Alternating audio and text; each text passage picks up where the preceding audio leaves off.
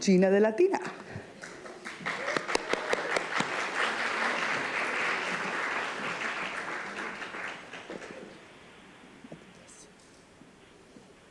All right, buenos días. So today I'm really proud to stand here as many of you know, the first Latina in 200 years for the County Board of Supervisors. And Women's History Month is a very important month for all of us because we get to honor amazing mujeres and women who have been doing fantastic work on behalf of our communities.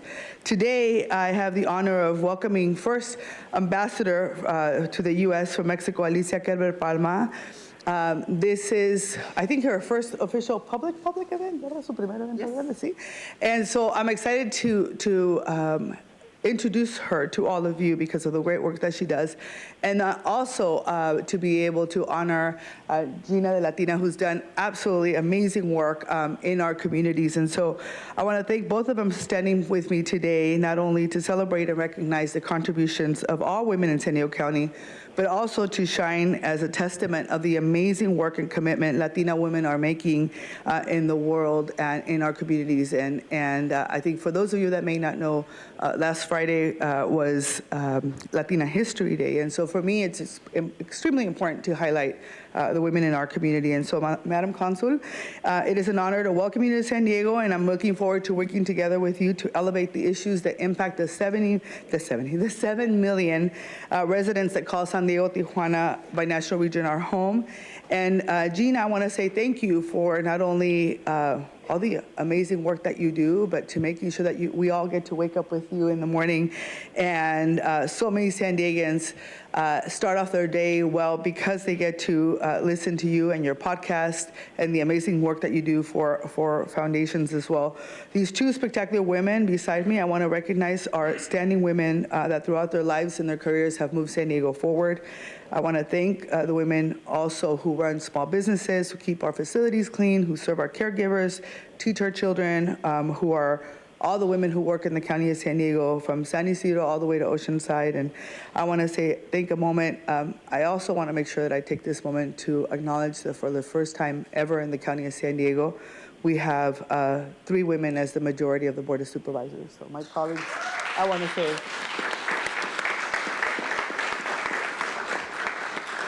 and not to mention that we have, of course, our interim CAO, Sarah Agassi, who's done an outstanding job and under extraordinary circumstances for the County of San Diego. So I am really, really excited to be surrounded by so many remarkable women, including on my team, who embody strength, resilience, and unwavering determination to serve the people of San Diego County. So I want to say thank you to all of you for everything that you do on behalf of women. But today, honoring these 2 special women who really are making a difference for the County of San Diego. And so with that, as we honor Women's History Month, the first one is for Gina, and the other one is for the ambassador. Do you want to say a couple of words? Thank you so much. Thank you so much. It's an honor to be here today. Thank you so much for, I'm pleased to receive this proclamation. It's my first one here in San Diego. But first of all, in this Women's History Month, it's important to acknowledge that history cannot be understood without the presence of women, but neither the future. We are the future of every country. We are the future of the world. And because of that, Mexico adopted in 2020 a feminist foreign policy. That means that we are recognizing that more than 50% on migration is done by women all around the world. So because of that, Mexico has specific programs to support migrant women in all the areas they need it. So if you know of any migrant woman, Mexican migrant woman that is suffering from something, please let them know that the consulate is going to be here to support them and to empower them here where they live. So thank you so much for this proclamation. I'm sure that we will be working very close, and I'm sure that Mexico and United States will strengthen the relation through the dynamic, very important dynamic that happens in the Cali-Baja region. Thank you so much.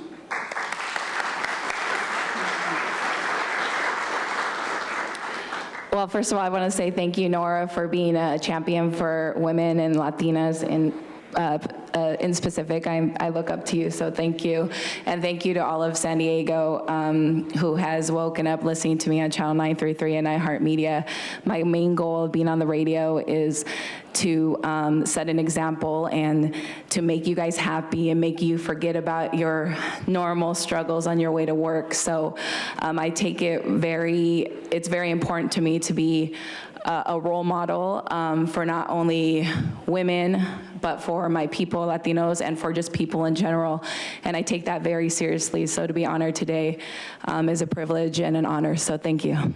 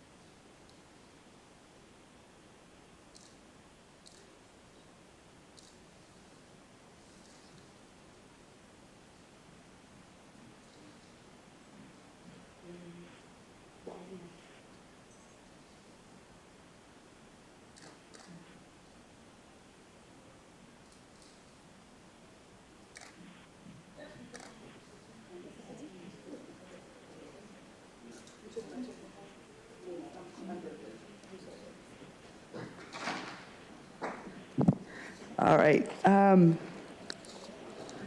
I think I got so excited I forgot to say that today I was proclaiming March 12th on behalf of both Council General and Gina Latina for the outstanding services that they do as Women's History Month.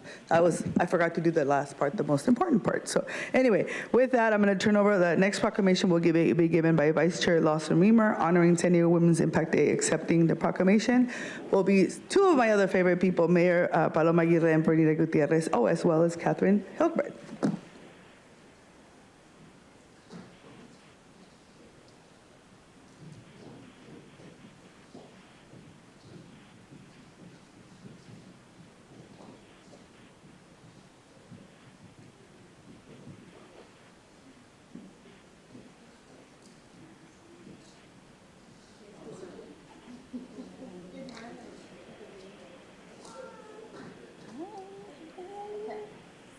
Thank you guys.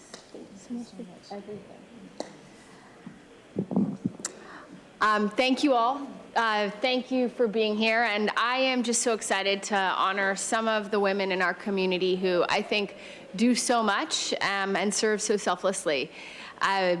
Mayor Paloma Aguirre, Vernita Gutierrez, and Catherine Hildebrandt, they dedicate their lives to bettering others in our region. And as we celebrate Women's History Month, this is our time to acknowledge and uplift those in our community who have blazed trails and who have demonstrated resilience and spirit in service. From trailblazers who shattered glass ceilings to unsung heroes who quietly forged paths for future generations, women have played pivotal roles in shaping San Diego County and our country. Their achievements span every facet of human endeavor, from science, literature, and politics to arts, sports, and beyond. Women's History Month is not just a celebration of the past, it's a beacon of inspiration for the future.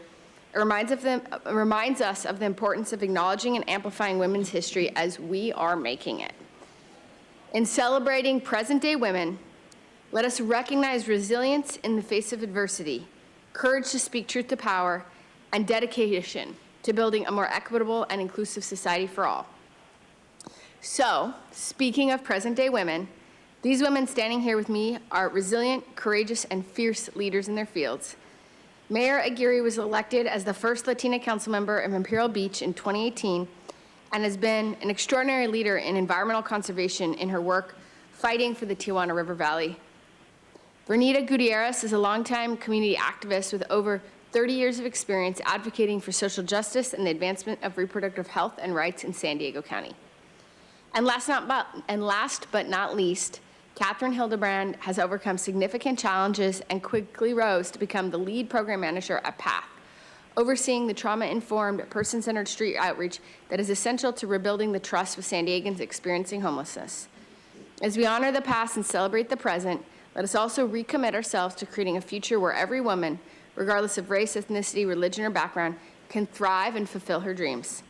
So with that, be it proclaimed by Chairwoman Nora Vargas and all the members of the San Diego County Board of Supervisors that we commend these 3 outstanding women for their years of service and commitment to San Diego County, and hereby declare this 12th day of March 2024 to be San Diego Women of Impact Day throughout San Diego County.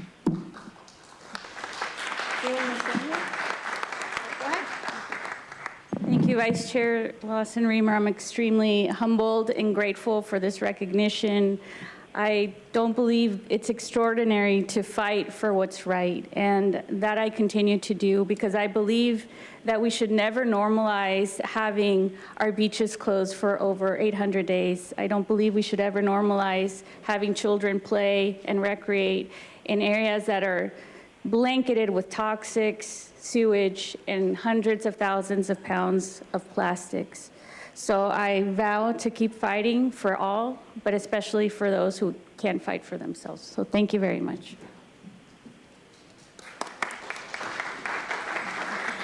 Good morning, everyone. My name is Vernita Gutierrez, and I am really humbled to be here today accepting this proclamation from Supervisor Lawson-Remer. I'd like to start by thanking Vice Chair Lawson-Remer and Chair Vargas for this recognition and for their work and commitment to supporting women and gender equity in San Diego County. I'd also like to take a moment to congratulate my sister honorees for their wonderful accomplishments and contributions to the communities of San Diego and the binational region.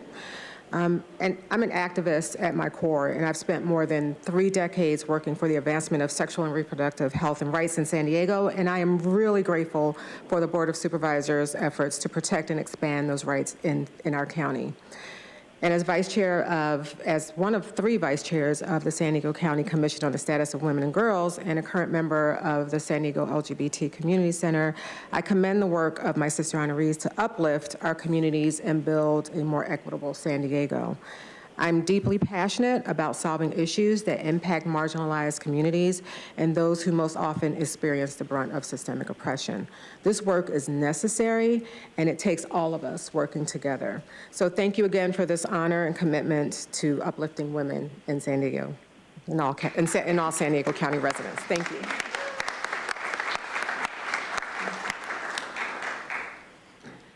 Hi, everybody. My name is Katie.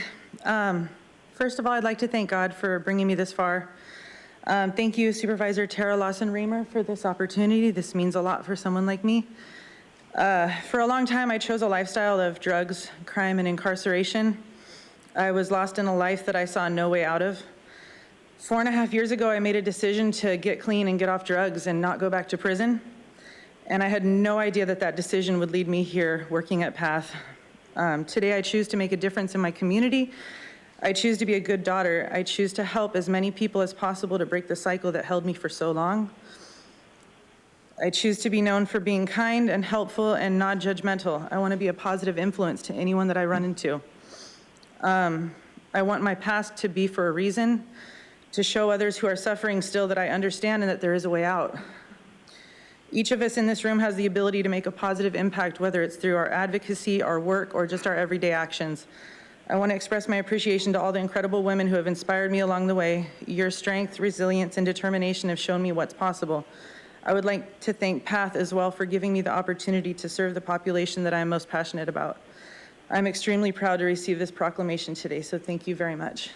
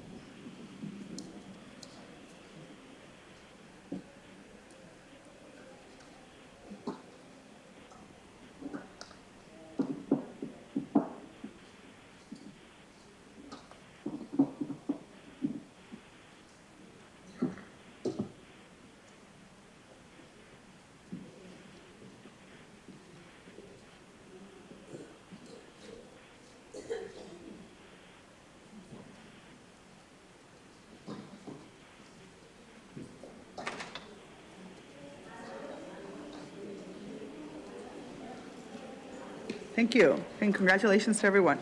We will now proceed with on-agenda public communications. This is an opportunity for the public to address the board on subject matters within the board's jurisdiction, but not an item on today's agenda. The only action that the board may take is referral to the Chief Administrative Officer. Reminder, according to Rule 4A, members of the public that are non-English speaking and need interpretation assistance will get twice the allotted time for their comments, which is 4 minutes. As a reminder, according to the board rules and procedures, audience members shall not whistle, clap, stomp feet, or anything that disrupts the proceedings. To better facilitate the meeting, we'll have 5 speakers in person, 5 speakers via phone, and the rest of non-agenda public communications will be heard at the close of today's meeting. Clerk, can you please call speakers? Thank you, Chairwoman Vargas. We have 26 requests to speak on matters not listed on the agenda, 11 in person, and 15 requesting to speak by phone. For those that requested to speak by phone, please dial in to the conference line using the instructions that were provided to you. As the chairwoman indicated, we'll be calling the first 5 speakers. All the remaining speakers will be heard at the conclusion of today's session. As your name is called, for the in-person speakers, please come forward and stand against the east wall. I'd like to invite forward Michael Brando, Gambler, John DeVries, Mark, and Haley Peterson. If I've called your name, please come forward. You'll have 2 minutes to address the board, and I'll ask you to please state your name for the audio record. Michael, Behavioral Health. And so again, we are here today to officially recommend that all employers across San Diego County require their employees to be vaccinated or be subject to regular testing and masking. We think that this gives us the best opportunity to move forward. Misinformation is literally killing people. People are making medical decisions off of things that are not true, and it is costing them their lives. The rising COVID cases in San Diego County are a direct result of people not getting vaccinated, and that is what is threatening everything we're trying to do in our recovery. Well, the people that come down, the people that have been lying about COVID for the last year and a half are unlikely to change their mind. But the reality is the actions of these individuals are influencing others, and those actions are harming our community. And the reality is the only reason we're seeing the spike in cases is because of people not getting vaccinated. That this is a pandemic of the unvaccinated, and there's a pandemic of misinformation. The simple fact that 98% of COVID hospitalizations are unvaccinated, that's an indicator that maybe that vaccine works. That's an indicator that maybe that vaccine works. We hear a lot of things that I could take personal, a lot of inaccuracies, battling what is just absolute fiction and saying it in a public arena that is just not factual. How do we combat that? How do we combat that? That's a great question. How do we combat that? That District 4 seat seems cursed because continual misinformation is being poured out, deadly misinformation. Again, people that are concerned about the injections that have harmed their health, going to hospitals because of the injections. Eric McDonald, this book, The Final Pandemic, An Antidote to Miracle Tyranny, Doctors Mark and Samantha Bailey. Jim, read it. You'll learn a world of good. Thank you. Next speaker, please.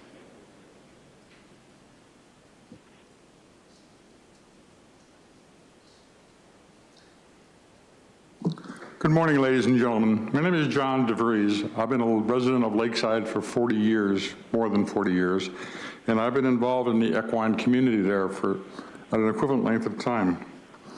I'm here today to talk about the planned Monster Truck Wars event, which is scheduled by Equine Event Service at the Diane Jacobs Lakeside Equestrian Park.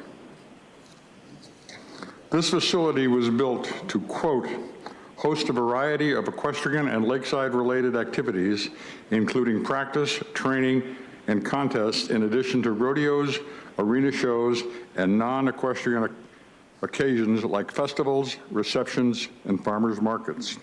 That's a quote from the Parks and Recreation website. It's not my quote, it's from them. It was not built for monster truck type wars or events such as that. Monster trucks are extremely loud, very, very, very loud.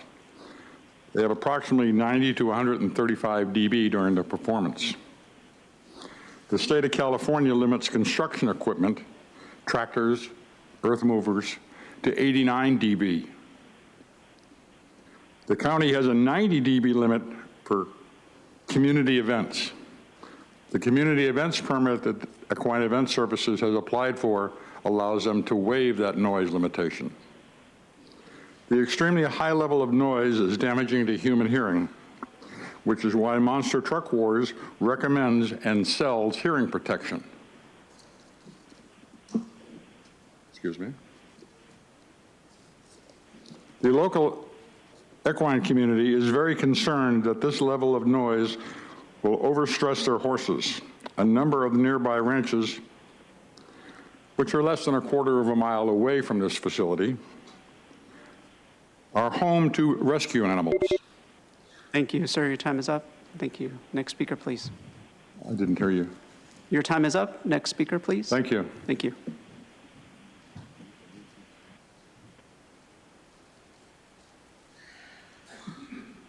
Good morning, and thank you to the San Diego Board of Supervisors for your time today and your ongoing dedication to the service of our county. Great event, wrong location. Can you please state your name? Oh, my name is Haley Peterson. Thank you. This is a quote from Diane Jacob. My name is Haley Peterson, and I'm a resident of La Mesa District 4, and I'm an active member in Lakeside Community District 2. I board my horse and I work in Lakeside, very close to the Diane Jacob Lakeside Equestrian Park. I am against the proposed Monster Truck Wars event to be held on March 23rd.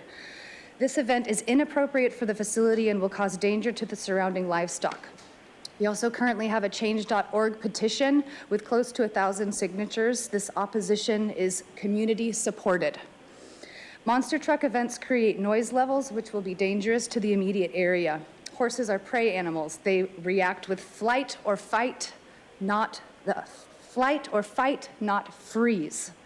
They will flee anything or anyone, and the effects of these reactions can be devastating to the horse, the property, and the people involved. The prolonged periods of the shows of this event is a big concern. Prey animals cannot withstand these extended periods of stress. If they do not hurt themselves attempting to flee, there is also a big risk that they will suffer from longer-term effects. Horses can colic due to stress. This is a life-threatening condition that, at best case scenario, will cost the owner thousands in vet care.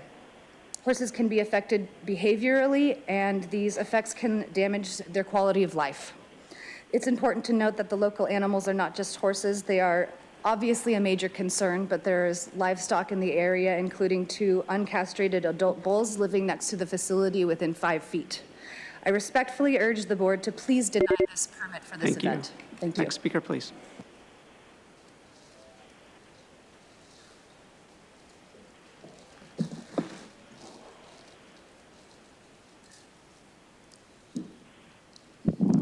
Mark, I am not right or left, and everyone must peacefully stop this. See these YouTube video titles. Rosa Corey was a district branch chief for the Department of Transportation. Her specialty is eminent domain valuation. This video at the Concord, New Hampshire legislature will show you the supervisors and the city council scams. She's a Democrat, and no American would want this. Start video, 3 minutes, 40 seconds. Zeitgeist Addendum teaches you in 17 minutes how the Federal Reserve causes inflation. A global computer would be hacked, so forget their solution at the end. Start at 6 minutes, 40 seconds.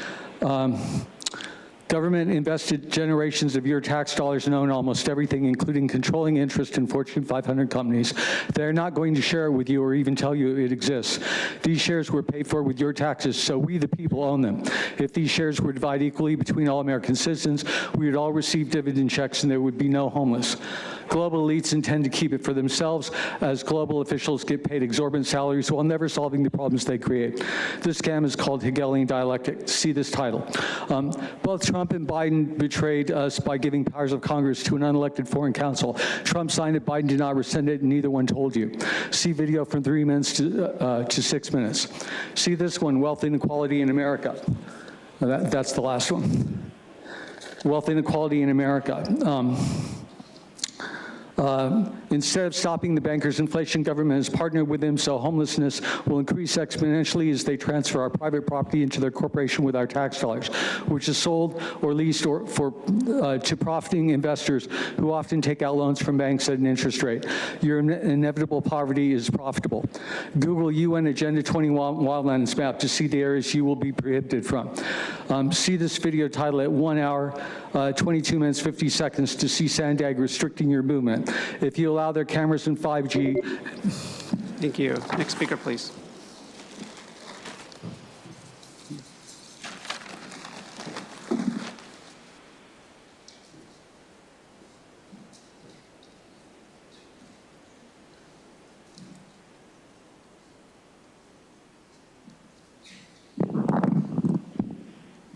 Gambler here.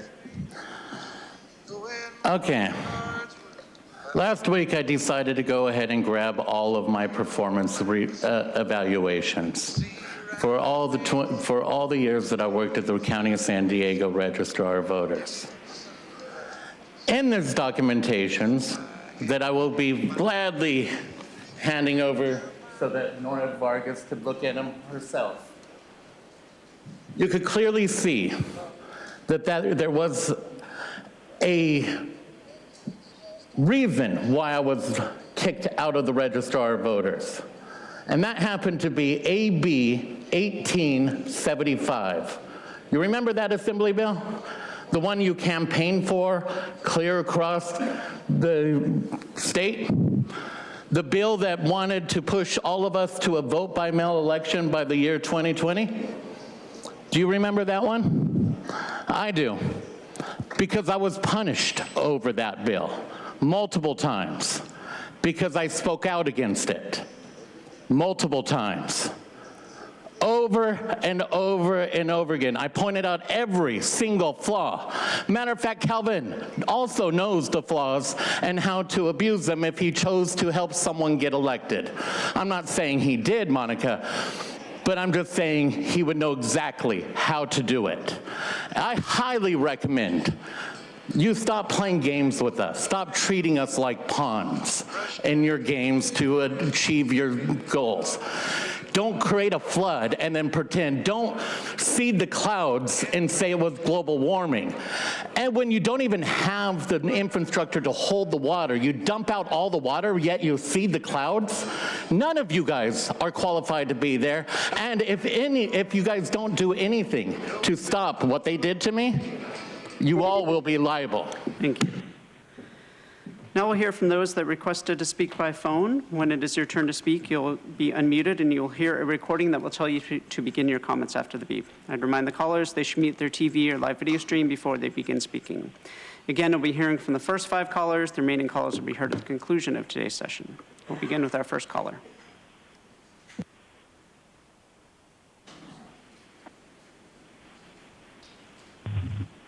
All about the best way to promote civil discourse, Nora, is to be civil yourself. People express ideas differently. As I said last December, you need to be tolerant. Laws and constitutions before you act. Nora, this is your first warning from me. You're 27. You, plural, are only acting up because the cameras are here is bogus and offensive. Cameras are here at every meeting. Your remarks are consuelo. That, for the record, I want you to know that you had a second warning because you made an outburst just now. As she was about to speak at the podium and showed no sign of making an outburst, is prior restraint and extremely distasteful. Or throwing me and others out for making a momentary disruption like clapping or not between speakers is contrary to law. You're interrupting speakers, for example, for being off topic or non-agenda, and many, many more times is rude. You're enforcing rules arbitrarily against people you dislike or disagree with is not proper. And you're rudely interrupting Jim here and several board members at various SANDAG events. Shows your true colors as intolerant of opposing ideas. This is an abuse of the orderly governmental process. As I have written and remarked, such behavior is an instigation as well as plain illegal. Thank you. We'll now hear from the next caller.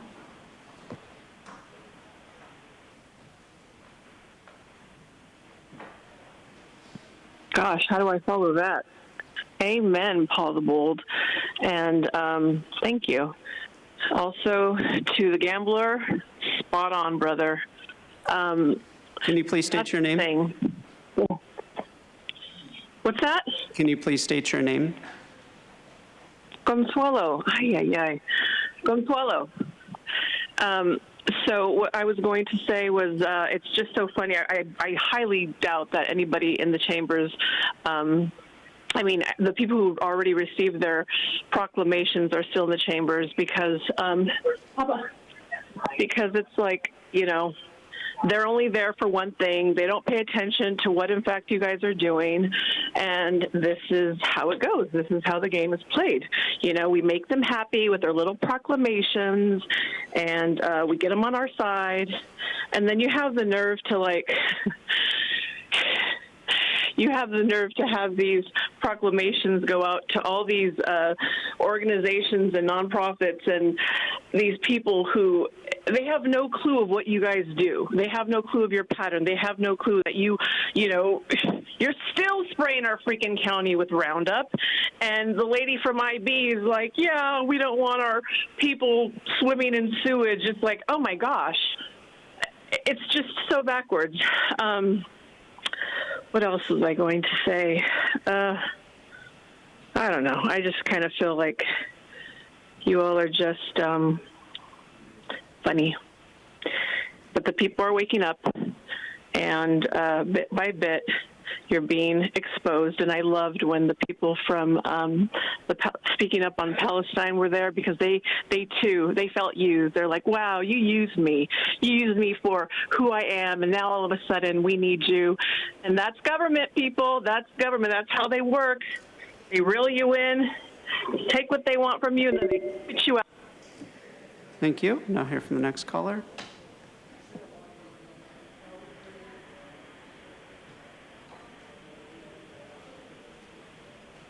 Good morning, Board of Supervisors, Chair Vargas. My name is Terry Ann Skelly. Throughout this month of February, Healthy Heart Month, there were numerous important research articles circulated in the mainstream media regarding the devastating impacts on the heart from smoking and vaping marijuana and tobacco, and the effects of marijuana and tobacco, secondhand smoke and vape on all of us, especially in public places.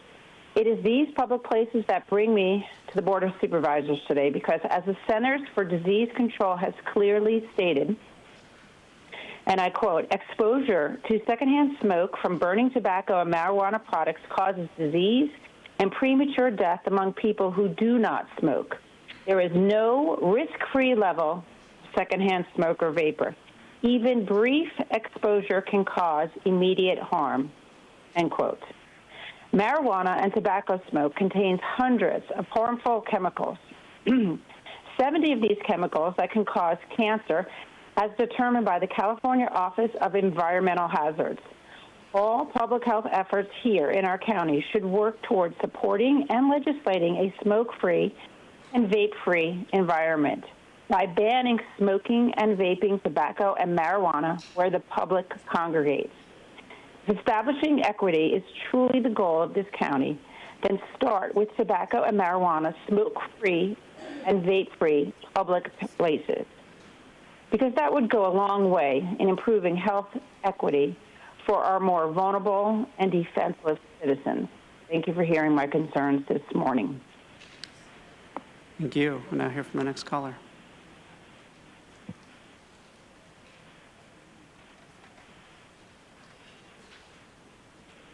Barbara Gordon.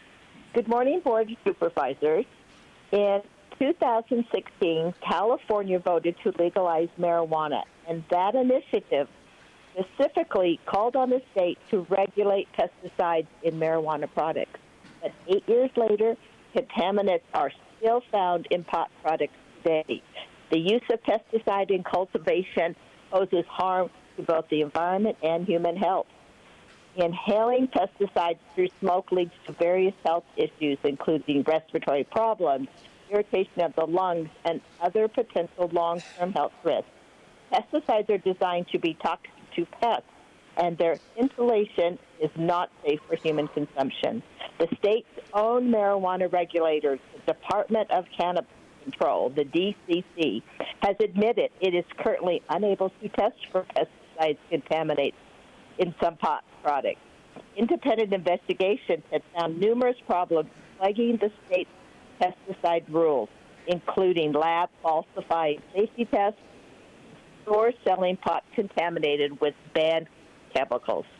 California has the largest pot market in the world. Last year, the state recorded over $5 billion in legal weed sales, encompassing millions of products.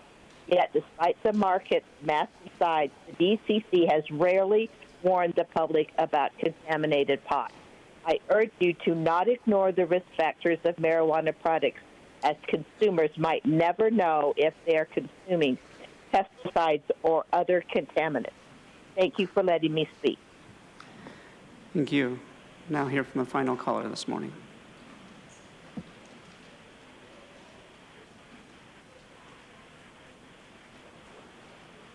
Thank you. Good morning. My name is Megan Stewart, and I'd like to thank you for your highlight of Women's History Month this morning. Today, I'd like to highlight the continually rising use of marijuana among pregnant and breastfeeding women in our community. As we celebrate Women's History Month, it's crucial that we prioritize the health and well-being of women within our community through education and awareness public health programs. According to data collected from the National Survey on Drug Use and Health, the use of marijuana in pregnant women rose from 2% in 2002 to 7% in 2017 and is only rising. Pregnant women report using marijuana to relieve stress and anxiety, and it's also important to note that prenatal cannabis use has risen significantly during the COVID-19 pandemic, as pregnant women face COVID-related stressors, including social isolation, financial and psychosocial distress, increased burden of childcare, changes in prenatal care, and other concerns about heightened risks of COVID-19. The consequences of prenatal marijuana exposure include cognitive, social, and motor defects in infants. Studies have shown that marijuana use during pregnancy and lactation can have detrimental effects on both the mother and the developing child. Research indicates that marijuana use may lead to growth restrictions, stillbirth, spontaneous preterm birth, and admission to neonatal intensive care units. With that, THC can cross the placental barrier and into a mother's breast milk. Both the American College of Obstetricians and Gynecologists and the American Academy of Pediatrics recommend that women refrain from using marijuana during pregnancy and while breastfeeding. Therefore, I would like to urge the board to prioritize women's health education and awareness programs that specifically address the risks associated with marijuana use during pregnancy and lactation. The truth is that many women simply do not understand these consequences. I recently worked with a breastfeeding mother who consumes marijuana daily simply because she was unaware that it could be transferred through her breast milk. By taking proactive measures, we can educate and safeguard the well-being of mothers and children in our community. Thank you for your attention. Thank you. Chairwoman Vargas, that concludes the request for non-agenda public communication this morning. Again, all the remaining speakers will be heard at the conclusion of today's session. Thank you. The next item on our agenda is the approval of the minutes, statements, and proceedings for the regular meeting of February 27, 2024, and the Fire Protection District meeting of February 27, 2024. Is there a motion to approve the minutes? Move to approve. Thank you. Is there a second? Second. We have a motion and a second. Please vote. Chairwoman Vargas, that motion passes unanimously with all supervisors who are present voting aye.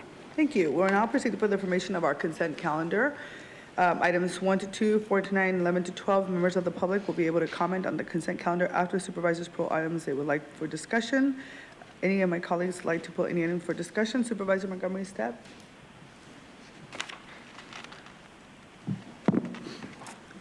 I would like to pull item number 3.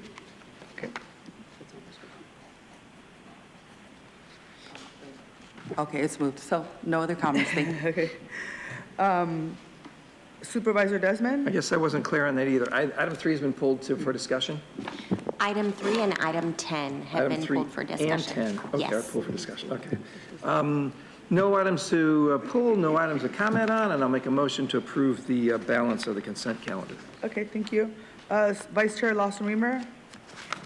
Yes, I'd like to pull item 9 regarding the food contract, and no comments. Thanks. Okay, so.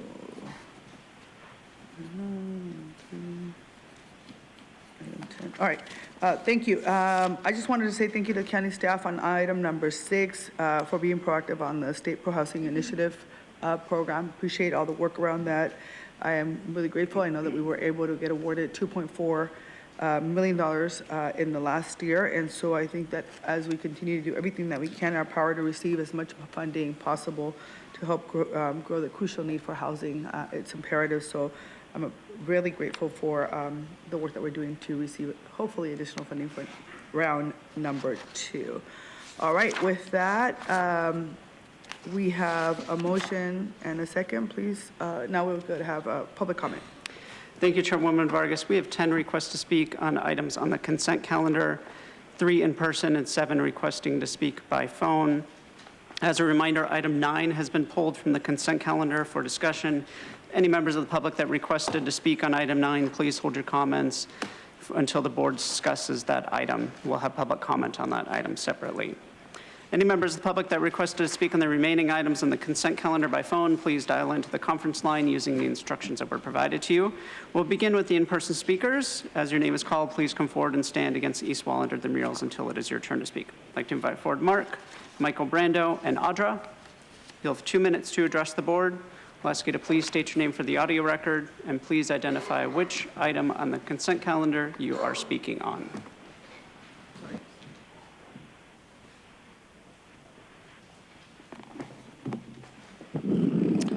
Michael, all of them. I'm going to address the misuse of language and omissions. Number 1, there's a phrase in the sustainability impact statement about building resilience in vulnerable populations in partnership with the community. You know, that's pretty interesting because it seems like everything that's done here, or most things that are done here, actually create a vulnerable population, creating weakness in people, creating dependency in people. And that was promulgated through all the nonsense with the counterfeit pandemic. Number 2, extreme weather conditions can cause an extraordinary fire to become uncontrollable in minutes. Omission. You've been apprised over and over about geoengineering affecting the climate, climate engineering, including these past rainstorms. That's not conspiracy theory. The role of direct energy weapons and the plans for land use with Agenda 21 and taking over people's lands and corralling people into 15-minute cities. Again, not conspiracy theory, it's just what's going on. There's no way I'm going to get through all of these, but I'll try to address what I can. Number 4 has to do with the County Department of Animal Services. That's great that these funds are coming in. However, there's an omission going on. On the February 28th land use meeting, someone was here speaking about the abused horses up in, I believe, the Ramona area. And just like now, Tara Lawson-Remer was not listening to the speaker. She's looking down on her phone. Let it be for the record, that's going on right now. That's what happened to that woman. So if you're going to use money from people for animal welfare, well, then do it and stop gaslighting people. Yeah, 2 minutes for 11 items, ridiculous. Thank you. Thank you. Next speaker, please.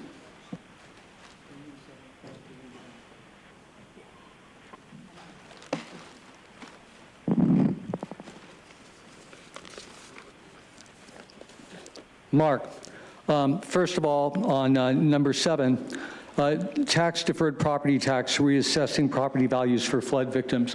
So, and Nora just left, of course, doing one of the most important things. Would that trigger this reassessment? Would that change any parent-to-child exemption or spousal tax exemption on their property they had gotten before? Do any of you know that? The answer, yes, no. So yes, no question. Would the reassessment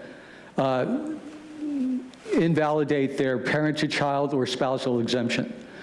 You should know that this is being voted on consent when it could change the property tax of people all over. If you don't absolutely know that and can't say yes or no right now, that should be pulled. That's thousands of dollars of difference that families can't afford, Monica. I'm sure you know that. And then on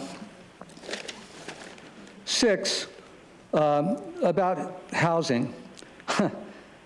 The availability for development of multifamily rental housing. I've told you guys before at least 20 times. Through Peace Corps, it'll cost you 50 times less, 50. I didn't say 15, I said 50.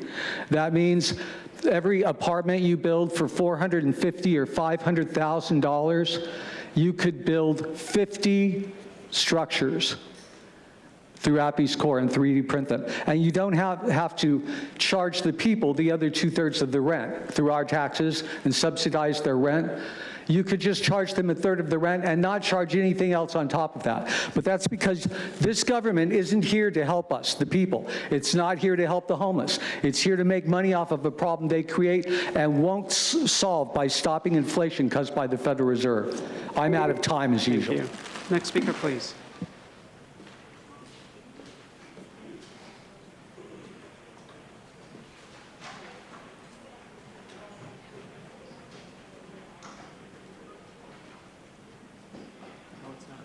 Take it out. Take it out. My person uses the name Audra. Yeah, the government's doing exactly what it was set up to do, which is to not help the people and put money in pockets of special interest groups and whatnot, and enslave the people. But the law enforcement agreement you want with Paula, we don't even have enough officers to take care of what needs to be done. So the fact that we're just like giving them out and hiring more would be great, but we need them in the community. Actually, I don't know, because you guys don't really do your job either. You usurp your authority. But for this, county-wide vegetation, like Michael was saying, you guys don't ever acknowledge the geoengineering or weather modification that goes on above us, as well as the DAWs. But there is nanothermite being sprayed on our land and us, and so therefore, the fires would get out of control way quicker, and they spread way further than they used to. So you don't want to acknowledge that, but you want to get money and like do all this other stuff. But it's about land grabs and whatnot. And HHS and child and family well-being, HHS and child welfare, foster care, they're all set up to take children and traffic them. That's what's happening. The children that are coming across the border are going into foster care and they're getting lost, because they're having their organs harvested, they're becoming sex slaves, and you guys don't give a shit about that, but you care about getting money to pretend to help other things. And this pro-housing incentive, it's like Norris and you're saying, we need to receive as much funding as possible. But you don't talk about we need to build as much houses as possible. You always just want the money to come in, but we don't see anything that shows for that. And for this property tax, is that going to also go to the fix and flippers that are buying up the properties so that they don't have to pay that tax as well? Because it's not just going to help the people. That's the thing. You guys do a lot of nefarious things so these people can come in, buy the properties from these people at a low price, and screw them over because they lost everything because you guys failed to do your job. Thank you. We'll now hear from the individuals that requested to speak by phone. When it's your turn to speak, you'll be unmuted and you'll hear a recording that will tell you to begin your comments after the beep. I'll remind the callers they should mute their TV or live video stream before they begin speaking. We will start with our first caller.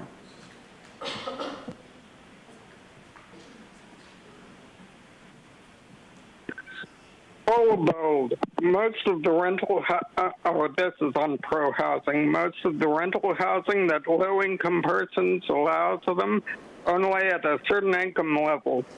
Generally 20 to 80% of the average median income, which is like 110,000 for a family of 4. With a growing stream of poor people getting laid off or flooded out, plus immigrants and homeless, you need actual availability, not just that it's out there somewhere. Section 8 housing, for instance, has years-long waiting lists. Let's find a solution better geared to low-income renters and solve the problem Solutions like prefab tiny houses or 3D printed houses or shipping crate houses, and they're all less expensive than standard building. We can do better than relying on things like pro-housing grants. The Pella Council wants a new 3-year agreement and a new sheriff, but the sheriff doesn't say whether it's actually needed. Could medical psychiatric research or additional staff help? I mean, the sheriff doesn't give any indication of whether it's needed or whether, you know, she wants suggestions or what. It's ridiculous. And perhaps people from the Pala Band of Indians could serve instead of using an additional deputy. I'm sure this would foster better relations with the locals, too. You might actually get more relevant suggestions if the sheriff were a bit more forthcoming. The fire thing, the county fire should be using fire hazards. Thank you. We'll now hear from the next caller.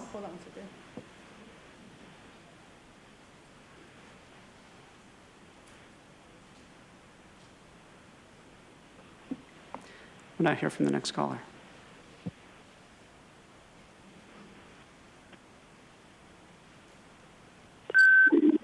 Consuelo. So yeah, they're not here to solve anything, and I would like to speak on 9. I think I'm pretty sure it's 9 regarding the house and the taxes. You know, as it is, people can barely afford what their mortgage, their rents, and everything else. And to piggyback off of what Mark just mentioned, you know, these people are going to be leaving what they own to their offspring, and they're going to, I mean, as it is, that generation, you know, just from the other meetings, the wineries and stuff, that generation ain't going to be able to afford freaking wine. That's why they're buying beer. They're not going to be able to afford the house that they inherit. And that's just the design. And I wish that more people would get what, in fact, you guys do. It's just so sad. They're not paying attention. That's why I fight. That's why we all fight, because we see where things are going. We see what you guys do, and you don't do it for the people. You do it to serve this agenda. And it's just so sad how, you know, even regarding the migrants that are crossing over, the illegals, they are in fact illegal. They're humans, yes, I get that. But they don't even know what the like, I'm just here, and they have, it's just so sad. It's an evil, evil, evil agenda. Because a lot of these people I spoke with personally, and they're just as clueless as everybody else on this side. I even had to point out to several of them, look at, you see this man? He's an American, and he's eating out of the trash. And they want you over here? Why? Why? Why do they want you over here? Think about it. A lot of these people left their children and their families to come here for what? Come on, people. Start waking up. Start thinking about what's going on and what, in fact, they have planned for us. And it's not good. It's not good. So, nope. Thank you. And Consuelo, for the record, item 9 has been pulled for discussion, so we will note your comments for item 9. Thank you. Now hear from the next caller.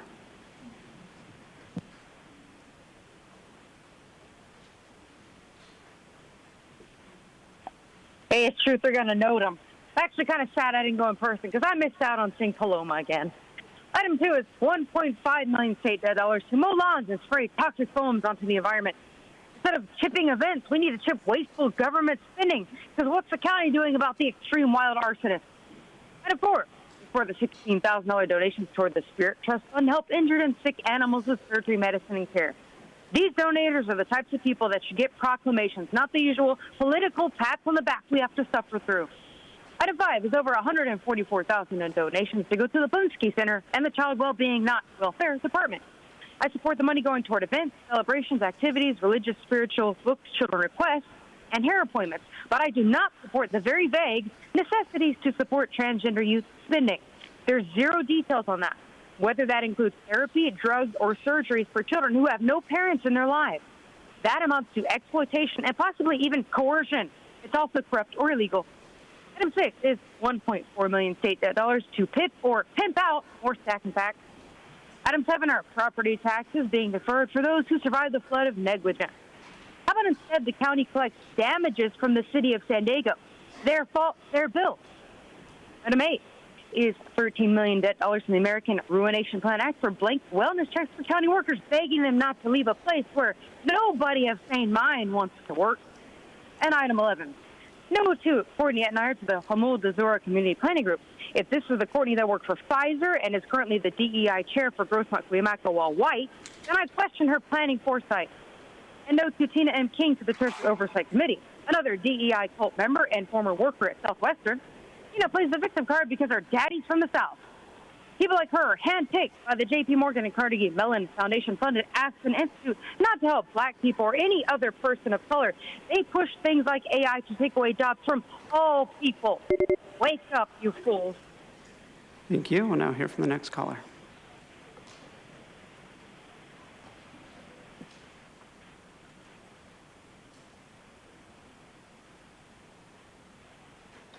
Good morning, Board of Supervisors. Ann Riddle here. I called in to speak on behalf of consent item 5.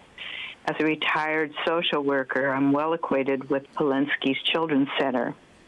But I feel like the language in the staff report needs a little more explanation.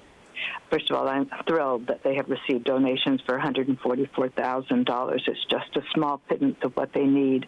And I have a deep appreciation for the staff there. But you may notice on the staff report that it says that they will provide 24-hour non-medical care for children up to 10 days, children and youth under 18. However, many is the time that we take our children to Brady's for medical care before they enter PCC. And then there's that kind of throwaway terminology of what brings children to Polinsky and into foster care, which is my specialty. And it says, due to abuse, neglect, and or abandonment.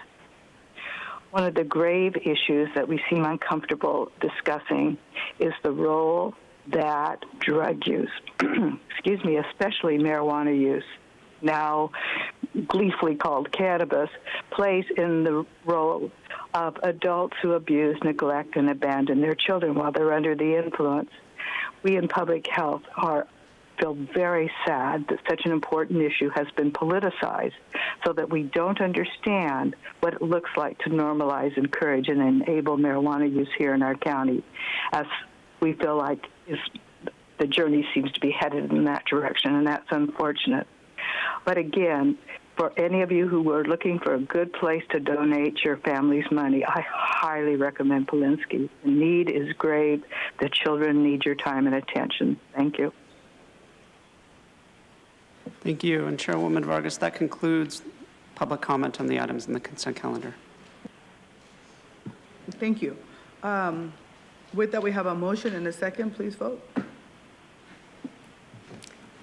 Chairwoman Vargas, that motion passes unanimously with all supervisors who are present voting aye. Okay, thank you very much. All right, so the items that we're going to be hearing next are going to be 3, 9, and 10, and then we'll go through the regular number of discussions. Thank you. And Chairwoman Vargas, I'd also like to note that item 21 is being withdrawn by the Chief Administrative Officer, so that's item 21 is being withdrawn. Thank you.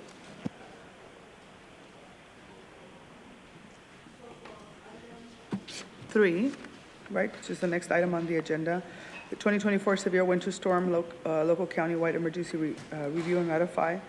Before I turn it over to the county team for a presentation, I just wanted to, first and foremost, these are very difficult and challenging times particularly for our community, the communities that were hit the hardest as a result of the January 22nd floods.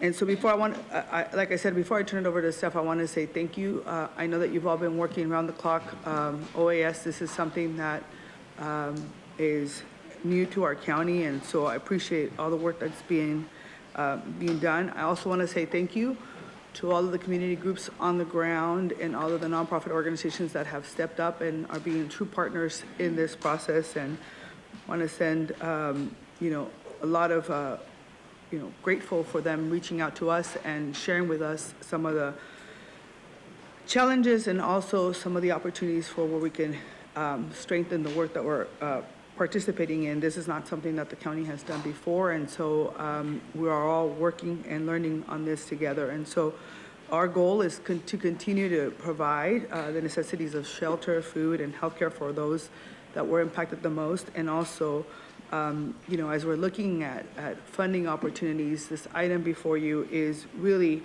to fill that gap that we are trying to, as a safety net of our communities, trying to fill a gap that has really impacted our communities, as many of these applicants are trying to make sure that they are eventually going to be able to have emergency, they continue to have emergency temporary lodging. And so the goal here is to ask for support or move some dollars around so that we are able to get support for folks up until May 11th. We also have entered, and I know you're going to be discussing this a little bit more in depth, but I want to just kind of put it into context that our emergency, that the county has a month-to-month contract provided services for food as well. And so that's another important item that is important, which is why we're asking for the $3 million.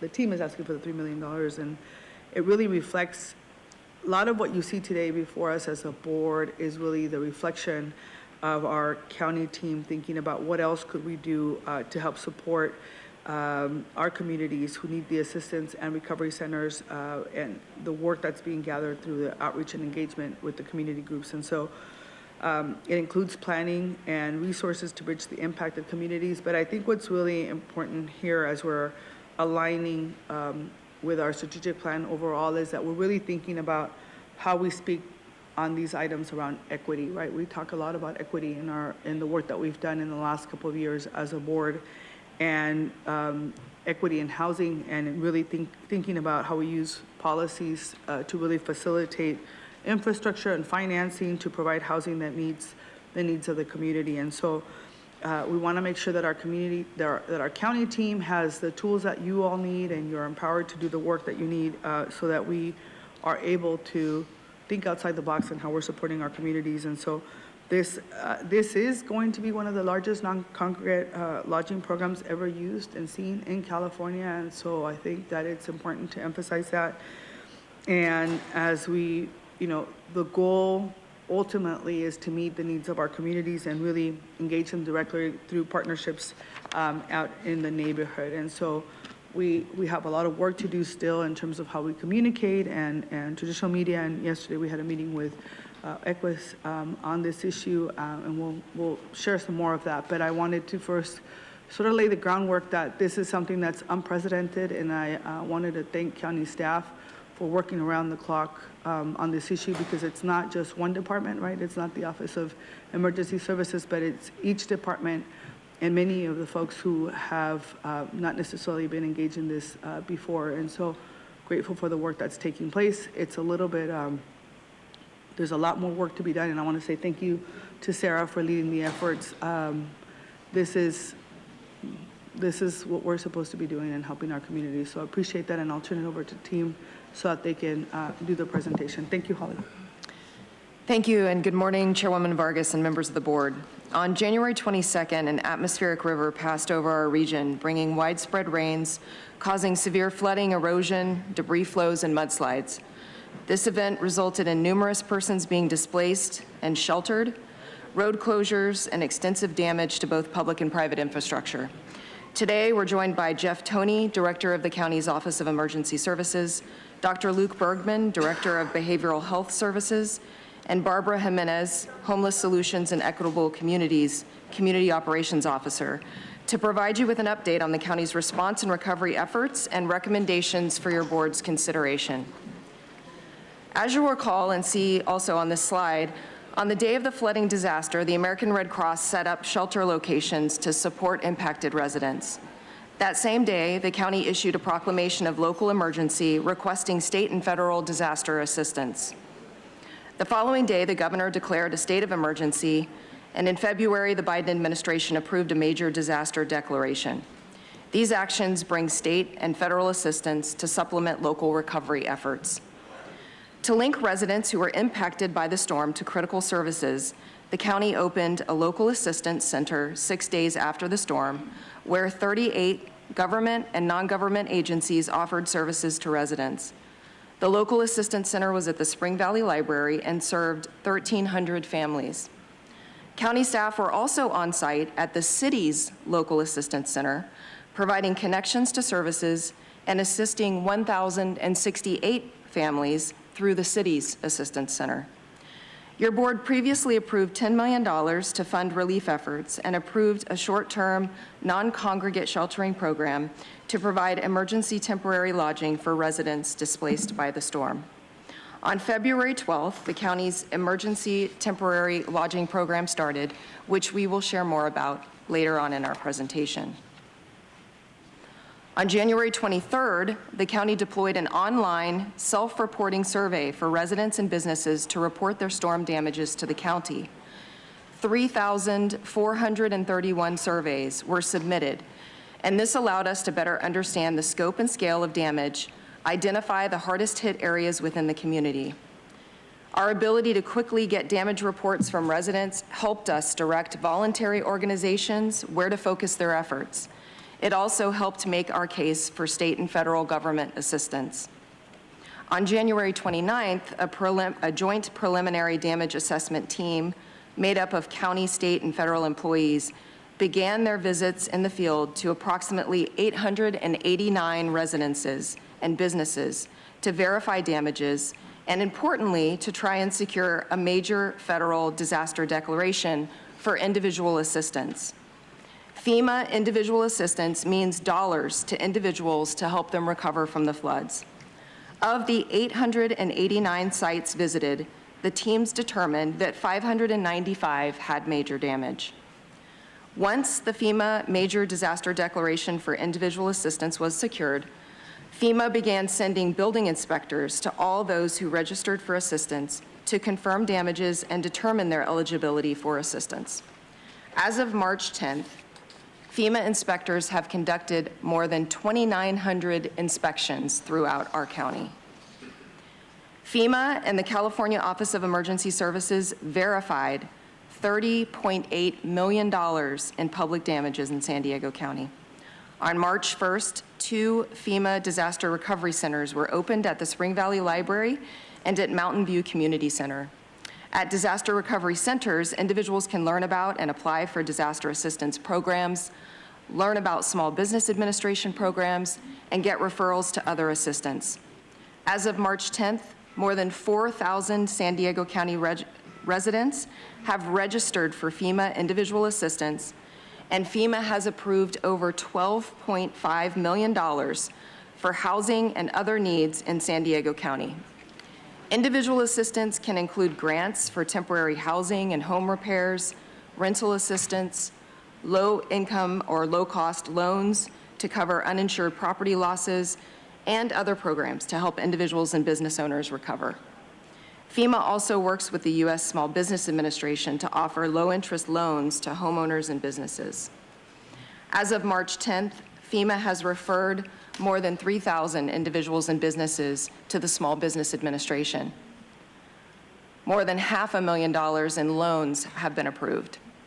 At this time, I'll turn the presentation over to Barbara Jimenez with Homeless Solutions and Equitable Communities to speak about the Emergency Temporary Lodging Program. Thank you, Holly. The county has been working to address the need for temporary lodging for people impacted by the flood by standing up non-congregate sheltering through a unique emergency temporary lodging program, also known as ETL. Traditionally, congregate care has been how disaster survivors have been sheltered.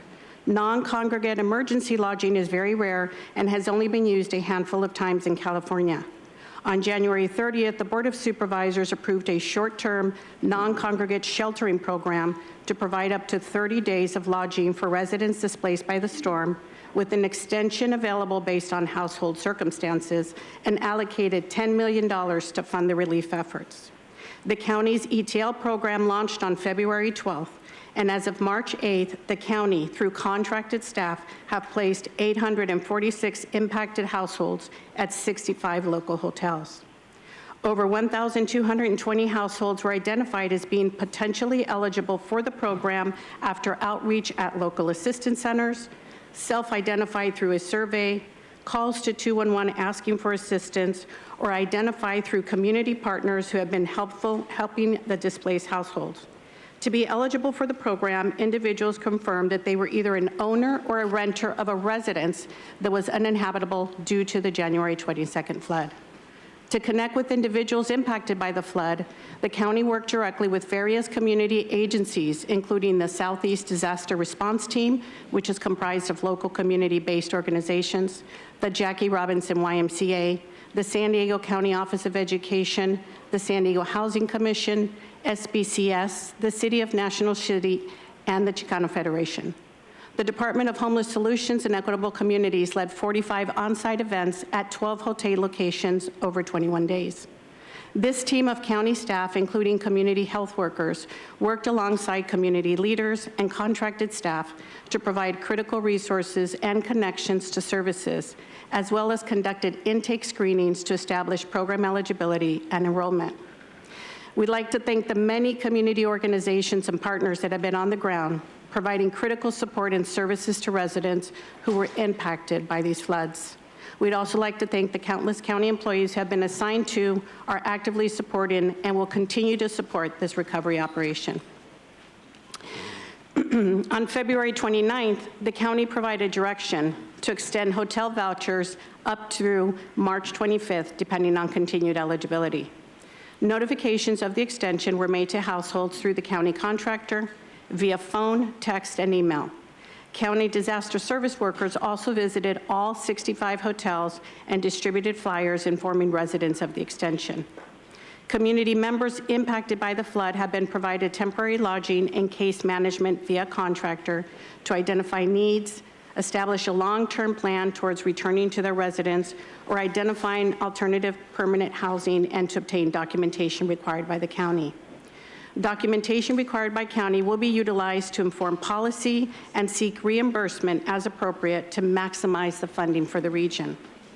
As FEMA individual assistance is being approved, individual rental assistance and reimbursement for hotel costs, our county team is reviewing the ETL program participant list to ensure there is no duplication of efforts. Individuals that we have confirmed have received FEMA housing assistance will be transitioned from the county program. Through active case management, the county will work with the current program participants to develop a transition plan from the county program, which will include connections to temporary resources and access to alternative pathways to housing for which they may be eligible. Those in the program have been connected to other county resources at various stages and are encouraged to continue to leverage those resources as they transition out of the program. I'll now turn the presentation over to Dr. Luke Bergman. Thanks, Barbara. As the specialty mental health system for those with serious mental illness and substance use disorder, the county's Behavioral Health Services Department is well situated to connect people to the county's access and crisis line, our county-wide mobile crisis response teams, and clinical services within our specialty system when they meet eligibility. We're also well positioned to help guide people towards services outside of our system for those needing emotional support and for those with mild or moderate mental health diagnoses or service needs. The community has voiced a need for behavioral health support to address trauma resulting from the flood, and our behavioral health team has quickly responded. As an immediate action, county clinicians from Behavioral Health Services provided on-site support at the emergency shelters and local assistance centers. The clinicians offered on-site support to those experiencing distress due to the floods, along with providing information on how to access immediate and ongoing behavioral health care. The team also furnished informational materials about available behavioral health resources in partnership with the Department of Homeless Solutions and Equitable Communities to provide people at shelters and hotels with information about how to connect to services. Specifically, the Access and Crisis Line, or ACL, is the local behavioral health crisis call center that operates 24 hours a day, 7 days a week. Calls are answered by trained counselors who provide crisis support and connect people to behavioral health resources, including suicide prevention, crisis intervention, mobile crisis response services, substance use and mental health services, and other community resources. Mobile crisis response teams are sent to support individuals where they are if they are experiencing mental health crises. MCRTs are comprised of behavioral health experts, including licensed mental health clinicians, case managers, and peer support specialists, who provide assessments, de-escalation, and connect individuals in crisis to the care they need. Transportation to local services is also available. MCRT services are available county-wide, 24/7, and serve people of all ages.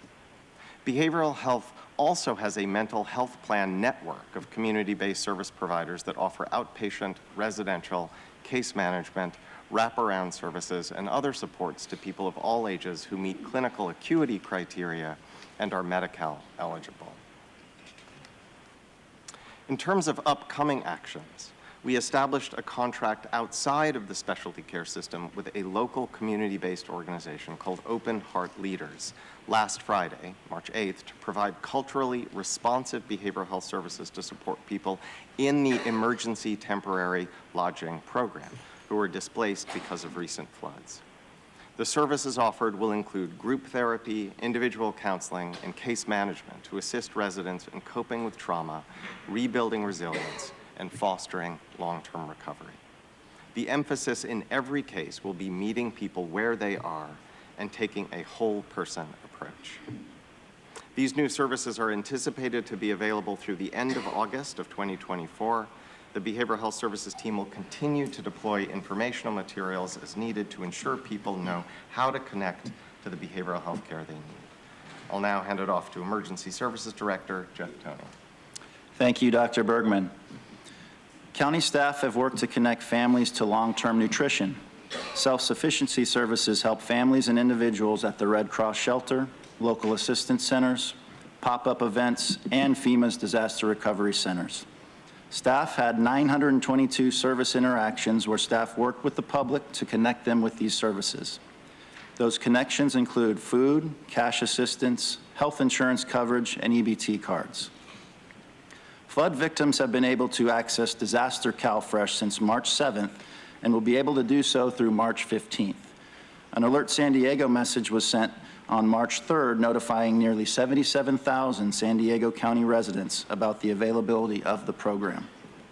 The application period is 7 days, and people who qualify are anticipated to receive benefits within 3 days.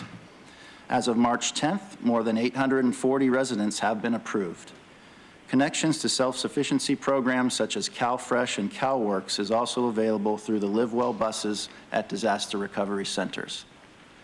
Many feeding organizations are assisting people in the county's emergency lodging hotel program. South Bay Resource Team, funded through the Harvey Family Foundation, is serving 755 meals per day. The county provided $100,000 in support of this work, funded through the Harvey Family Foundation, to deliver fresh meals to individuals and families in the county's emergency temporary lodging program. The San Diego Food Bank is also partnering to provide food to families in need and has offered their commercial kitchen to assist partnering agencies. The need for food support services, including food delivery, continues to increase as new participants are added to the county's emergency lodging program. To meet current and future food service needs of the county's program, today's action includes a request to award or amend contracts for food support services for individuals in the county's emergency lodging program and appropriate up to $3 million for these food support services, depending on which option the Board of Supervisors selects. The difference between the options is the number of meals served per day. The Department of Public Works has spent the last 6 weeks removing the debris left over in the unincorporated area by the flood. From January 29th through March 8th, crews provided curbside pickup to remove nearly 1,800 cubic yards of material. That's more than 300 tons of damaged material from more than 250 residents in the areas of Spring Valley, Lakeside, and the unincorporated areas of El Cajon, Bonita, Casa de Oro, and Escondido. Curbside collection ended March 8th, and community bin services started at the Spring Valley Library on March 9th and will continue for 2 weeks every day except Sundays. In addition, nearly 25,000 pounds of household hazardous waste was removed from 171 sites. 63 out of 66 vehicles damaged by the flooding have been removed, and the county vehicle abatement program has scheduled to remove the final 3. During disaster recovery, the county works closely with volunteer organizations active in disaster, or VOAD. This group connects a network of volunteer groups with the community.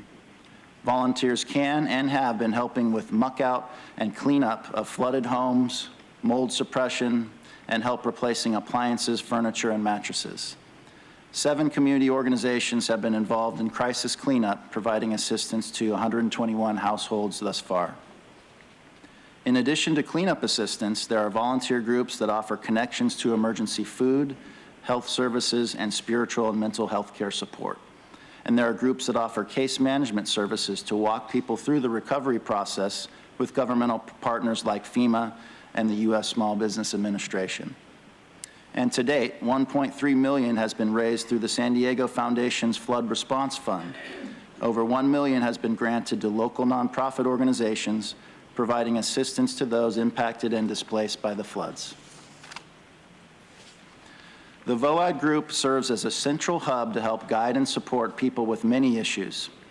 VOAD recently received the contract from FEMA for long-term case management of people impacted by the flooding who have unmet needs. VOAD forms a long-term recovery group with nonprofit and faith-based organizations. Through this case management, VOAD will be able to connect community members to food assistance and other resources. These efforts are expected to commence at the end of March. Long-term case management is a time-limited collaboration between a trained case manager and a disaster survivor to create a long-term recovery plan. The plan includes resources, decision-making priorities, guidance, and tools to assist disaster survivors. The county also signed an agreement with VOAD to turn the closed Southeast Family Resource Center into a storage facility to manage resources from corporate donors. Donations include cleaning and construction supplies with the goal of expanding donations to include bedding and appliances. I will now turn the presentation back over to Holly. Thank you, Jeff. Since January 22nd, the Joint Information Center has sent 31 alert and warnings through Alert San Diego Emergency Update System to communicate with people in the flood area. Those messages were sent to landline and mobile phones. Emergency services and communication staff have used the alert and warning systems to send more than 68,000 people most impacted by the floods targeted messaging about local assistance centers, FEMA registration, FEMA disaster resource centers, and disaster CalFresh availability. The communications team also sent out more than 36 county news center stories, which are also news releases, coordinated regional public information officer calls, held news conferences, and posted information on social media, updated web information, and created more than a dozen flyers, among other efforts. Communications are typically provided in English and Spanish, made available in 8 threshold languages, and shared with diverse communities. All information posted online is available in more than 120 languages using Google Translate. The county participated and received valuable feedback from community members and partnering agencies during recent meetings, notably on March 4th and 6th. What's clear is that we still have work to do in making sure community members are receiving the information they need about temporary lodging, mental health, food, and other resources. County staff will host 2 telebriefings to include community-based organizations, the faith community, business, K-12, youth, and early childhood sectors. The 1-hour Zoom events will include 30 minutes of presentation and 30 minutes of Q&A. Focus topics for these sessions will include information on flood recovery, including housing, food assistance, mental health, volunteer resources, and a FEMA representative will also outline financial assistance options. These sessions are scheduled for March 13th and 14th. Switching gears to the financial picture, of the $10 million your board approved to fund relief efforts, $9.5 million was directed towards the Emergency Temporary Lodging Program for hotel expenses and contractor administrative costs. $400,000 was directed to disaster recovery consulting services, including efforts to seek reimbursement from state and federal and other sources. and $100,000 was directed to emergency food services for impacted households. It's projected that program costs will reach $10 million by April 11th. Projected total costs of the emergency temporary lodging program through May 11th is $16.6 million. Today's action includes a request to approve an additional $6.6 million to continue funding the emergency temporary lodging, hotel expenses, and administrative costs through May 11th, which in total would make that program a 90-day program. Today's recommendations include finding that there is a need to continue the local emergency and that the local emergency shall continue subject to review requirements until terminated. Adopting a resolution making certain findings of emergency for appropriation of general fund reserve, establishing appropriations of $6.6 million to continue to provide lodging, and establishing appropriations to continue to provide food services in support of impacted residents who are in the county's emergency temporary lodging program, according to one of the following three options. 1, to provide 1 meal a day for 60 days at a total cost of $1 million. 2, to provide 2 meals per day for 60 days at a cost of up to $2 million. Or 3, to provide 3 meals a day for 60 days at a cost of $3 million. Recommendations also include a waiver of board policies A87 and B75 due to the urgent need for food service contracts and insufficient time to competitively procure those contracts. Chairwoman Vargas and members of the board, this concludes our presentation, and we're available for questions. Thank you. Before I'm going to go ahead and turn it over to public comment. Then, again, I think these are unprecedented times, and they call for unprecedented responses. And so, I know our county team has done something few local governments have done in the past, and trying to really determine how the best way to help people who are impacted by the flooding and providing the hotel rooms and stuff. So, I want to make sure. I'm sorry. Oh, yeah, I actually was going to do that. So. I'm like, what would happen? It hasn't been perfect, but we, I think as a team, we're really concerned about what the next steps are. We've been having meetings with EQUIS about some of the concerns that we're hearing from the community, and we've been able to move more than 800 folks into 65 hotel rooms around the county. I know some of the folks have lost everything, and so we want to make sure people understand that we're not taking this lightly, and this is really important. Y para aquellas personas que están aquí por primera vez en el Condado de San Diego, gracias por acompañarnos. Sé que es un tema bastante difícil para muchas de nuestras familias que no solamente han perdido pues sus viviendas, pero muchas de las posesiones que tenían con ustedes también. Es importante mencionar que ese es un proyecto, una iniciativa que nunca se había visto antes en el Condado de San Diego.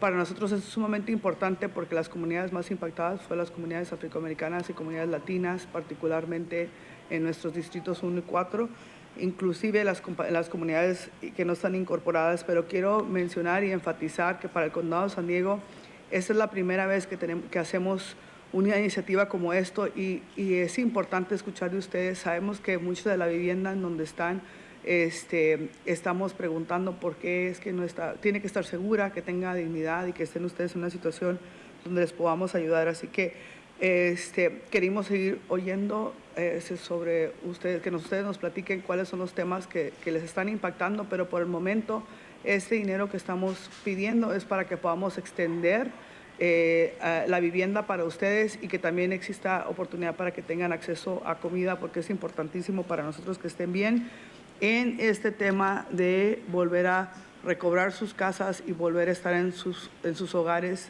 seguros y sanos. Así que es un proceso bastante largo por el gobierno federal y estatal, pero vamos a seguir trabajando con ellos para seguir adelante y podemos seguir platicando y hablando sobre este tema. Así que I'm going to go ahead and turn it over to the committee for public comment, and then I'll take it over to my colleagues for comment as well. Thank you. Thank you, Chairwoman Vargas. We have 61 requests to speak on this item, 51 in person, 10 requesting to speak by phone. Also note that we received 20 e-comments, all in favor. For any members of the public that requested to speak on this item by phone, please dial in to the conference line using the instructions that were provided to you. We'll begin with the in-person speakers, starting with those in favor of this item. As your name is called, please come forward and stand against the east wall under the murals until it is your turn to speak. I'll be calling you in groups of 5, so I'll ask you to please listen for your name. You'll have 2 minutes to address the board, and I will also ask you to please state your name for the audio record.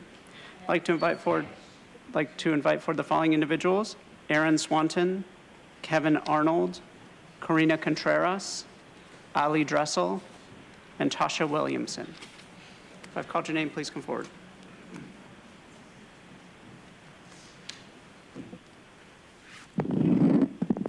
Hi, hello, my name is Aaron Swanton. I'm with Together San Diego. Myself and my friend Roy were affected by the flood. Roy lost everything in his house. I was part of a group of musicians at the K Street Creative that got flooded, and 50 musicians lost most of their stuff. So I'm here to advocate for my community, and I'm grateful to be here with all these people. There's 900 signatures in here for you guys, for the rest of San Diego. So that's it. That's my time. I hope that you unanimously vote for this. Thank you. Next speaker, please. Good morning to the board members of San Diego Board of Supervisors. My name is Kevin Arnold, and I'm the founder of San Diego Neighborhood Coalition, a coalition that represents about 50 neighborhoods in San Diego, from City Heights, East Village, Little Italy, Mission Valley, Hillcrest, North Park, Cortez, Point Loma, and downtown San Diego. We support this legislation. We think it's important. One of our board members has a hotel in Little Italy. He are housing some of these folks, these very folks that we're talking about. We have one of our board members here, Camille Appling, who serves on our board, and we basically Supervisor Vargas represents my district in Little Italy, and Supervisors Rima represents another part of Little Italy. But we ask you to support this legislation and move it with deliberate speed. Thank you very much. Thank you. Next speaker, please.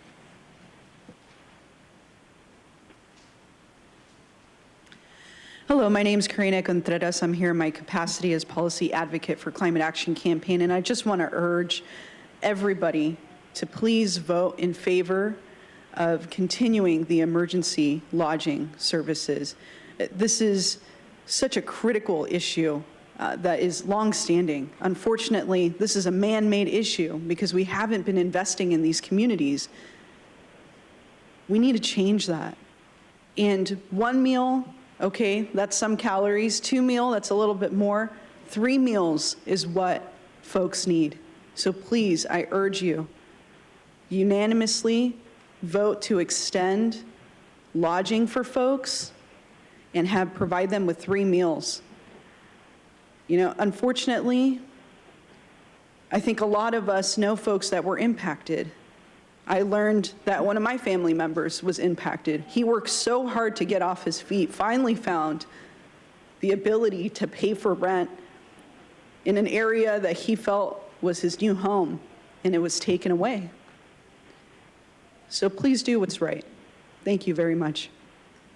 Thank you. As the next speaker is coming forward, I'd like to invite 5 additional speakers: Minerva Scott, Charlotte Macera, Melissa Grace, Denise Newell, and Laura Lockwood Burke. If I've called your name, please come forward. Hi, my name is Tasha Williamson. Thank you for allowing me to speak, and thank you for allowing everyone to be here today to speak for themselves so you can see just a portion of the impact that is happening. I want to first talk about housing, lodging. Ms. Mesa couldn't be here today. She is a abuelita, grandmother. She is a mother, and they were put out of their lodging. And Andrew, one of our caseworkers, had to help find them other accommodations through Equus. This was a very traumatic experience. This has been happening weekly. These individuals that are standing with us are here today, no longer believe and trust in Equus. No longer. This has happened every week. Not only have they been traumatized by the flood, but they've been traumatized by the response to the flood. As far as the food is concerned, that cannot be reimbursement. This is a big ask for us to do 3 days a week for nonprofit organizations, and that money has to be available immediately for them to be able to get that food. They've been spending their own dollars and some of the dollars that have been coming from San Diego Foundation to feed people. And so we hope that you understand the gravity. We hope that you understand the trauma. People want to be in their homes. Let's also talk about recovery. What does that look like? They don't want to be in lodging. They don't want to have to depend on government. These were working class people. These were people who paid taxes. These were people who voted. These were people who were here and are now displaced all over this county and have no idea how they're going to get back to where they were. Please help them, please, please. If you believe in equality and equity, make sure you show it and show up with it.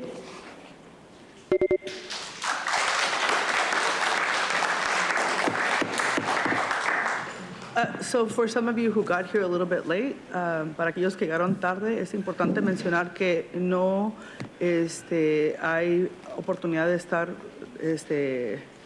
aplaudiendo y hacer ruido durante la sesión. Eso es para respetar a aquellas personas que están aquí en la Junta. Así que si quieren mover las manos, lo pueden hacer. So for all of you that were not able to be here during the morning when we provided the guidelines on how we run our meetings, it's really important that we don't do any clapping or any of that.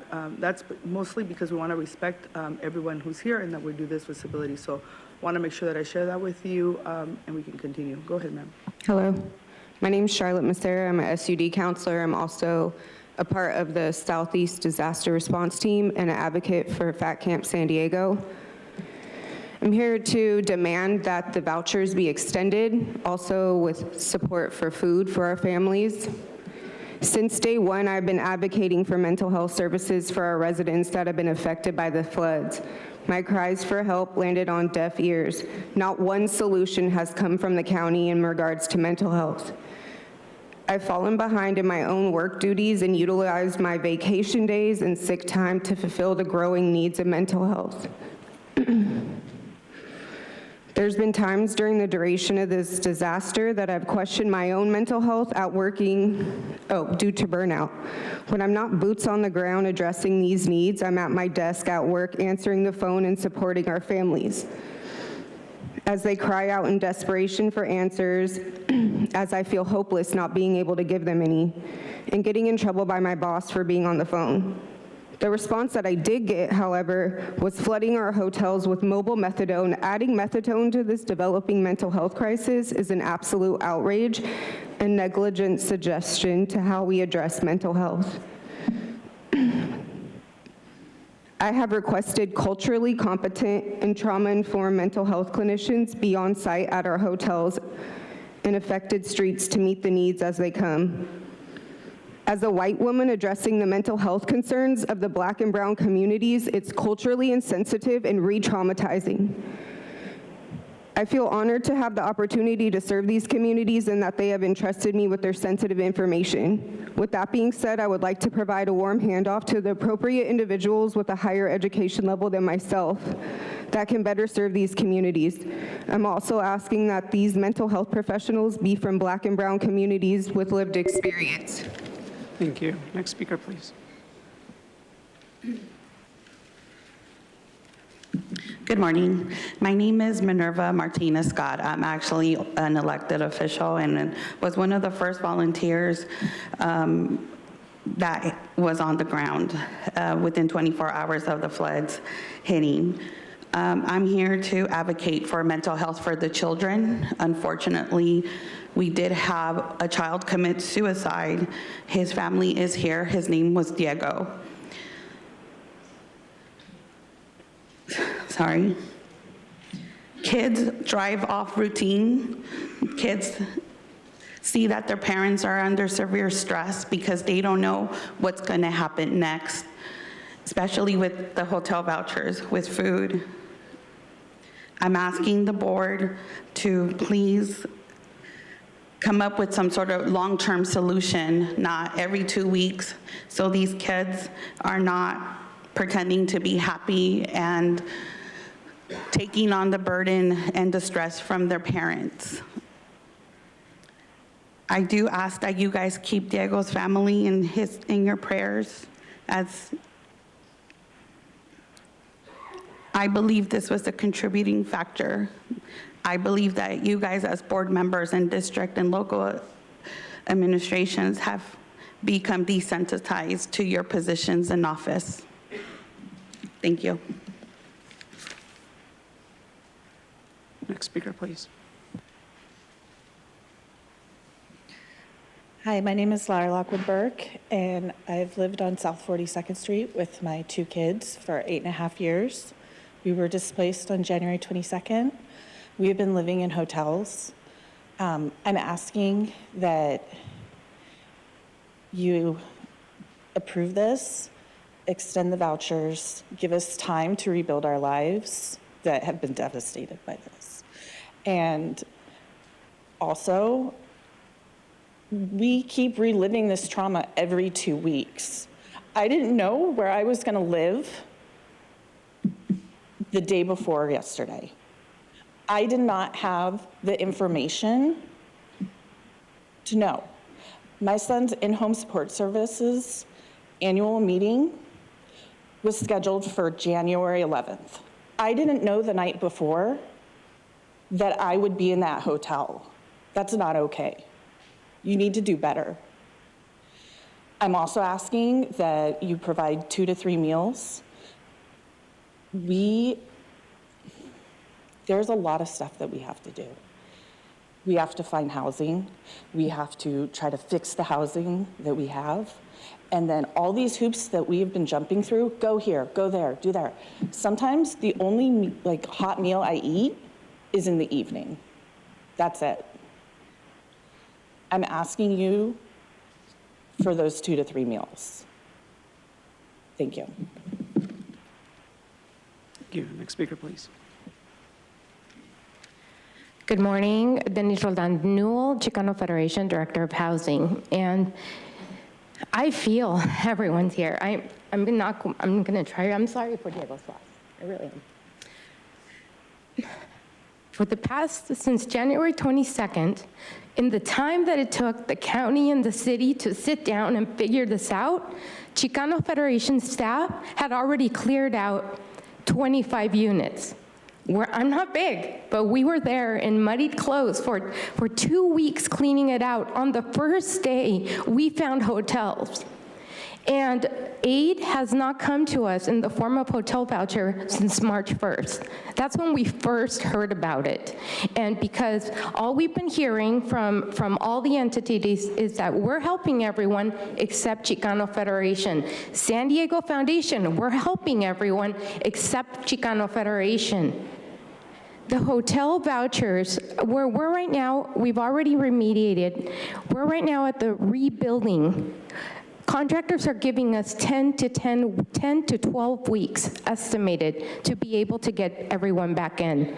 Equus is not helpful. I can assure you what everyone is saying here. It's been a problem. Since Saturday, when I was doing the county's job, getting these forms filled out by our residents, I've been getting constant communication about how now, these are, by the way, 98% of our tenants are refugees.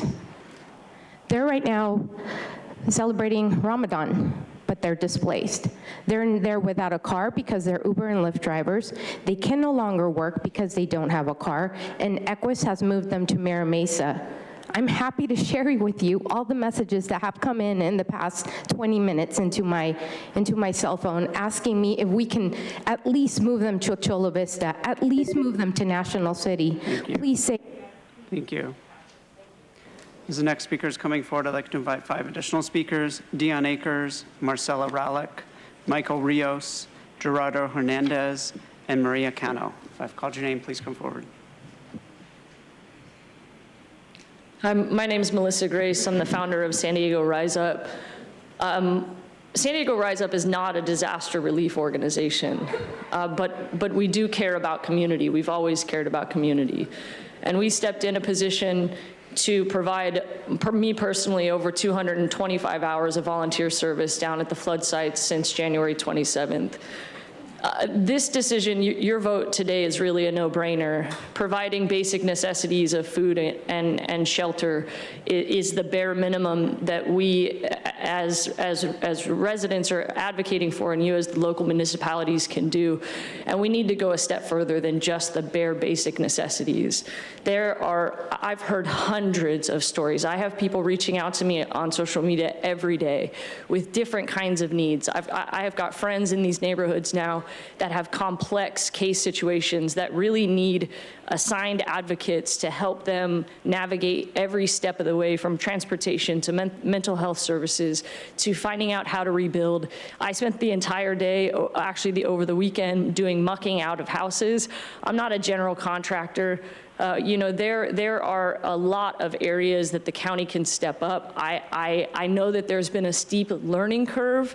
I appreciate that you guys are taking this action that you are now, but there's still a lot of work that has to get done and still a lot of voices that haven't been heard. I'm not going to speak on behalf of that community because I'm a guest there, but as a taxpayer and as someone who's been boots on the ground, I want to let you know that there are glaring deficits that need to be addressed, and I look forward to how this board can continue to partner with the community, because the community resiliency coming together has been the most beautiful part of this entire experience. But we need to do more. I'm asking you guys to keep this on your hearts. Absolutely vote yes today on everything that is included in that. Thank you very much.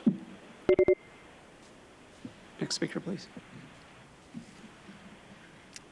Good morning, Chairwoman Vargas and Supervisors. Thank you for having me today. My name is Dion Akers, and I'm here on behalf of San Diego Mayor Todd Gloria to speak in support of this item 3 on your agenda today. As we've discussed many times, on Monday, January 22nd, our region was hit by an unprecedented rain event, which overwhelmed storm systems beyond their capacity, causing severe flooding and destruction to residents, homes, businesses, and public infrastructure. Recognizing the immediate intensity of this storm, the city of San Diego, the county of San Diego, and the state of California quickly declared states of emergency to unlock relief for impacted residents and businesses. Thankfully, this board allocated $10 million and established an emergency lodging program to support San Diegans in need of housing due to their homes experiencing flooding damage. And this program has bridged the gap between quick housing solutions stood up by the San Diego Housing Commission and community nonprofits by providing displaced families and individuals with up to 30 days of temporary housing. By allocating an additional $9.6 million today, the county will further support the ETL program and provide food services for participating residents and ensure a vital extension of a much-needed program. Along with the recent major disaster declaration by the President and the support our region has received from Cal OES, your actions today will help ensure that continued critical support comes to these communities who have been hit so hard and ensure a vital extension of a much-needed program serving displaced residents. Thank you for your ongoing support and coordination in addressing this natural disaster. We urge your support and approval of this item today. Thank you so much. Thank you. Next speaker, please.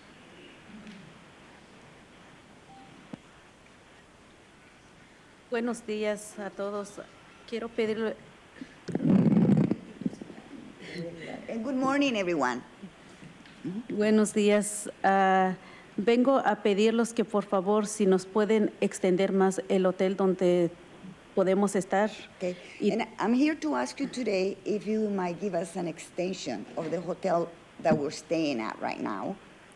Y que también nos da 3 veces comida al día, porque sin comida no podemos estar también. And also if we can get 3 meals a day, because we're not able to be without any food either. Y otra de las cosas, les pido favor, ayúdanos a nosotros. Another thing, I'm Nosotros asking ya you. vamos tercera vez que nos está pasando ahorita, que se está metiendo el agua en nuestra casa. Okay. We are asking you a favor, please, please. You know, we need your help. This is the 3rd time that water is coming inside our house. Nos tocó del 2018, 2021 hasta ahora. This happened 2018, 2021, and now at the present time.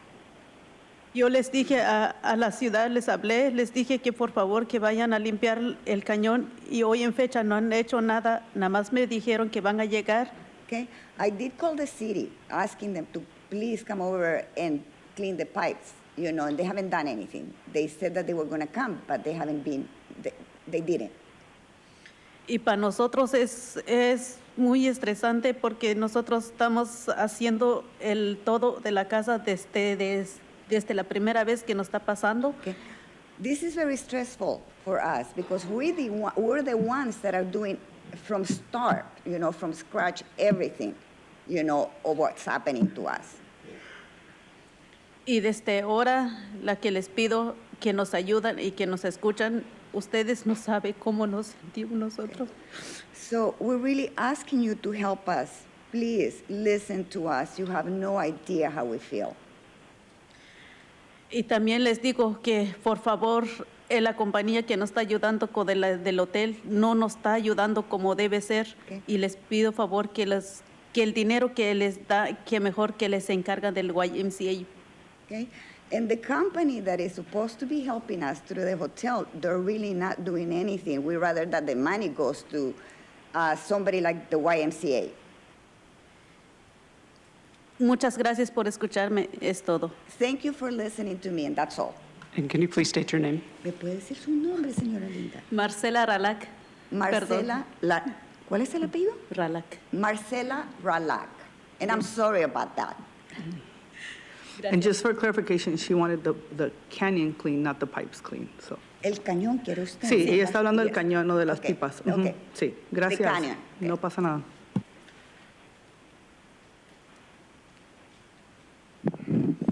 Hello, I'm Michael Rios. First, I want to say thank you to Monica for seeing her on South 42nd Street on Saturday, boots on the ground helping us. Also, I want to make it very clear that we need this. We're not asking for it, we're demanding it. We need these vouchers. I'm not going to explain why. You know why we need it. We need food. We have hotel rooms, some without microwaves, without stoves, without fridges, and some that do have it but don't work. So you understand why we need food. So I'm demanding you to provide us food, please. This is hard. I'm controlling my emotions. We canvassed for some of you. We went door to door. Also, my son went door to door for Monica. She didn't have to ask us to do that. We did it. So we shouldn't have to ask for this. You guys see we need it. So also, Equus is horrible. They're traumatizing us. They're a piece of shit. They're horrible. They treat us like shit. If it wasn't because of Barbara's team being at the hotel with us, them over here, Equus over here, helping us get treated better, them stepping in to make sure Equus was treating us right because they disrespect us. They talk to us like shit. They need to be gone. You need to give the money to the YMCA, Harvey Family Foundation. They treat us right. They give us to stress-free, comfort, to know where we're going to be at. We're not getting mental health services. I haven't seen one mental health show up to the hotel. As the doctor has stated, they're showing up, they're not showing up. And I'm proof, I'm staying there at the Ramada. I'm transferring today to the Comfort Inn in Chula Vista because the Ramada is horrible. That place is disgusting, and they treat us like shit. So you need to make sure we're getting in appropriate hotels, that we're more comfortable and clean. We could get towels, we could get toilet paper, we could get the basic needs that we need, that you guys are paying for these hotels to provide us, and they're not providing. So you guys need to do an audit on that. Thank you. Thank you. Next speaker, please. Here we go. All right, my name is Gerardo Hernandez. I lived on Beta Street. All we ask for you guys, like he said, Equus is not helping us. They don't even have the update information. They still have me at Best Western. That was over a month and a half ago. Also, the recording, what they're saying, that the vouchers have been extended to the 25th, that's straight out of lie. People are not confirming in the lobby because of that recording, and they're getting evicted because of that. Now, the one meal a day in the dinner time, if you think about it, we're starving our bodies right there. That's not enough. We demand for these nonprofit organizations to get the fundings to help us more, because this Equus and city is not coming through for us. They have not even offered us a bottle of water to this date. We're tired, we're stressed. People, like I said, we're getting hurt. I ended up in the ER because I have a chest pain because of all this. My EKG and everything came out good, but the stress and everything we're going through is not right. We didn't do this to ourselves. The city put us through this. We're tired. We're tired, and you expect us to not clap and all this when people are not. That's another control. That's another control. We don't need this no more. People are getting hurt, ending up in the ER because of this.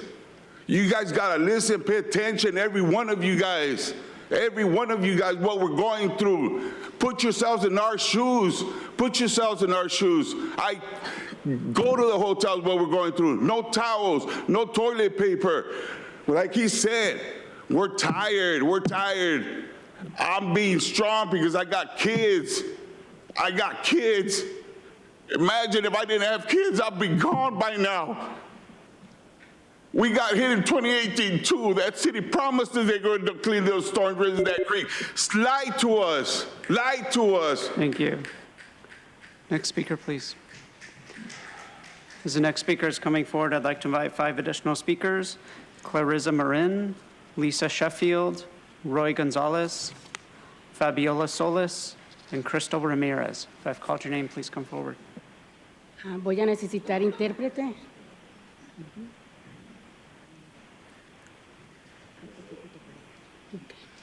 Please state your name. ¿Me puede decir su nombre, por favor? Mi nombre es María Cano. My name is Maria Cano. Y es lo mismo, ya es una frustración desde el 22 de enero que hemos pasado por esto. Okay, it's the same thing. Frustration, frustration. Ever since January the 22nd that we have been going through this. No hemos tenido ayuda para nada de la ciudad. Simplemente en el momento del desastre estábamos gente en el techo, gente arriba de los carros. Los bomberos nunca llegaron. We have not received any type of help from the city ever since this disaster happened. People were in the roofs, you know, on top of the cars. The fire department, they never came. El agua llegó a 5 pies. Sientes la muerte cuando estás ahí. Y todavía pasas todo esto que estamos pasando. Okay, so no hay ayuda. The water came all the way to here. You know, you feel like you're dying. You know, you feel really like you're dying. And we're still going through this. We're still going through this. Y eso también fue todo culpa de la ciudad, porque atrás de 3722 Beta, que fue la calle más afectada, que fueron Beta. And this is, I believe, the city's fault. The affected area, the worst was the one that is a 3722 Beta. Todo el canal se vino encima. Eso fue en segundos cuando pasó todo esto. The whole canyon came right at us, and this happened in a matter of seconds.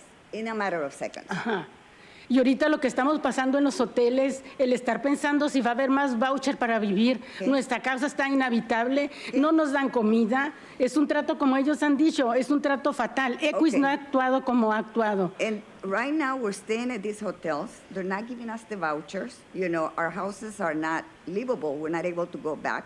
You know, and la compañía Sexus. Equis es a la que le están dando el dinero, no sé. Equis is not really doing what they're supposed to, and they're the ones who are getting the money. YMCA estaba muy bien porque estaba al 100% con nosotros y contestando. Hay muchas personas que no hablamos inglés. Okay. YMCA has been with us 100% because others, they're not answering to us, and a lot of us also, we don't speak English. Y por favor, sí se les pide porque es algo que se pagan taxis, se pagan impuestos. ¿Dónde están? Ustedes reciben un cheque y es de todos los impuestos que pagamos todos. Okay. Y nosotros estamos batallando por eso. So please, you know, where's the tax money? You know, you get the tax money and, you know, you're getting the checks and we're paying for all this. We're the ones who are, you know, we are the ones who pay. No hemos tenido la ayuda y por favor sí se les pide porque es una desesperación. Okay. Hay niños Es una desesperación vivir así. Teníamos nuestra casa, no estamos pidiendo nada, estábamos pagando nuestra casa, todo, no hemos recibido ayuda, nada de We esto. have not received any type of help at all. And we have kids, and where are our houses? And it's not like the house is for free, we're paying for our homes. Y necesitamos algo bien para nosotros también. Yo pienso que ustedes necesitarían lo mismo si estuvieran pasando por lo mismo. Los invito a mi casa, los invito a la comunidad a que pasen y vean, en realidad, que pasen al hotel y vean lo que es vivir. Es decir, gracias, se le está dando un hogar. No es un hogar, es un trauma. You're not in our shoes, I'm going to invite you over to our houses, to the hotel. We're the ones who, we're dealing with this problem. It's our problem. Las comunidades son las que nos están ayudando, las organizaciones son las que nos están ayudando en llevar comida. Una vez cuando ellos pueden, porque no tampoco van a poder llevarnos a todos. It's the community, the different communities. The different community, Andrew, and then, no sé, más comunidades que son sin fines de lucro nos han ayudado. They're non-profit, other organizations are helping us. I think it's one of them is Andrew's different, places, different organizations. Thank you. Gracias. Thank you. Okay. Next speaker, please. My name is Clarissa Marin. I am born and raised in Shelltown. I have been a community advocate, and I think this is all extremely unacceptable. I feel it is degrading. I'm tired of seeing my people hurt. I'm tired of getting the phone calls. I'm tired of having to mobilize to beg for basic needs and necessities. This is all unacceptable. We know who is at fault, and we know what needed to be done. There are so many issues aside from extensions of vouchers and food. So how are we going to tackle this? We're going to have to mobilize them every single time they need something? That's not going to work because you all have blood on your hands. My cousin had to lay her son to rest, and you cannot say that there was no fault because of the pressure and the burden. He had just graduated from Hilltop High. He was a surfer. He was an amazing boy. They were damn good parents. And there are hundreds of more that are coming to say, and they're saying, ayúdenos. They need help. And a lot of these issues, the mental health concerns, were completely avoidable, and you all know that. Do your damn due diligence. You knew this vendor was shit. You knew this vendor was treating them with a lack of respect. There was no dignity. We know this, and it has been happening for weeks. I shouldn't be getting calls of people crying on the balcony at the Ramada with their shit thrown out. All of this is unacceptable. We shouldn't even be here right now. So yes, absolutely, you should extend to May 11th. That's a given. You should have been providing food, 3 meals a day. Everyone eats 3 meals a day, right? So what makes anyone think that they don't deserve that? This was not their fault. They don't deserve to have to beg for 3 meals. And I'm not talking about the frozen meals that the county was dumping at the Comfort Inn. That is not acceptable. That is not acceptable. These are households that cooked. Thank you. Next speaker, please.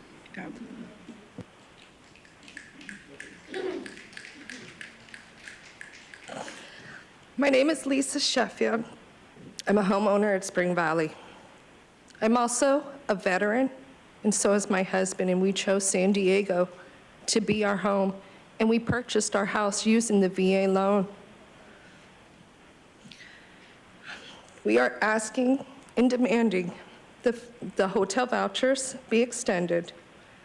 As everyone else is saying, all of our voices are telling you Equus is a horrible company. They don't have their stuff together.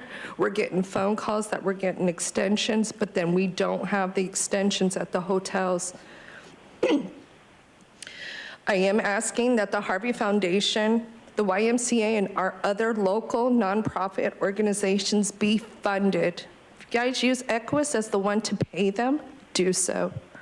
But these organizations know us personally and are there and are providing the mental health more so than what you guys are paying for these counties. Mental health, I'm sorry, doctor, I have not seen. I have gotten assistance. Also, because I make too much, I don't qualify. It's not fair. And as a third-generation veteran, I served my country. I served and this is how I'm getting treated. We're all taxpayers. This is not right. Not at all. And if you guys only do 1 meal a day, I want you guys to go 1 meal a day as well. Don't eat. Whatever you do, make sure it's for us. I'm also asking that the mental health do be updated as well. Go out on the boots, go out there and find out who needs it, because we are not getting it. It may be available, but it's not getting delivered. And that we also know more information about the recovery process, because Thank it's you. not getting Thank you. delivered. Thank you. Next speaker, please. Ward Gonzalez. I can't believe I'm even standing here right now talking to you guys. I was born and raised in San Diego. When this happened, I had to pull stuff out of my print shop and make a makeshift pallet racking fucking bed system for my son and I. It wasn't until 5 weeks later that I'm even hearing that I may be getting a hotel. Like, that's fucking late, man. It's BS. All right, one of the days I'm sitting in my pallet racking, laying in the bed that I made, and I'm seeing some kids standing up asking for, extended hotel vouchers. I'm here with Together San Diego that my friend and I are doing, but it shouldn't be that they're here every 2 weeks. Like, let's give them 3 months, man. Let's give them some food. Like, I was born and raised here. When I went to go see what was available for me at Spring Valley, and I'm not trying to talk bad on anyone, but I didn't really leave with much. Like, I feel like I'm almost like in a third world country, Like, these are human beings, and I'm standing here for all these people. Dorothy said there's no place like home. All of these people, man, they're homeless at the moment, and let's please try to give them some sense of home security by, let's do 90 days for right now, and hopefully we'll see where we're at then. I don't even know where I'm going with this right now, but I'm just praying that you guys please extend them the hotels, get them 3 meals a day. I'm running a business, I'm paying my taxes, I'm doing everything by the books, and please step up and get these people some hotel time and hopefully get them homes, because we all need it. I try to put myself in other people's shoes. Thank you. Next speaker, please.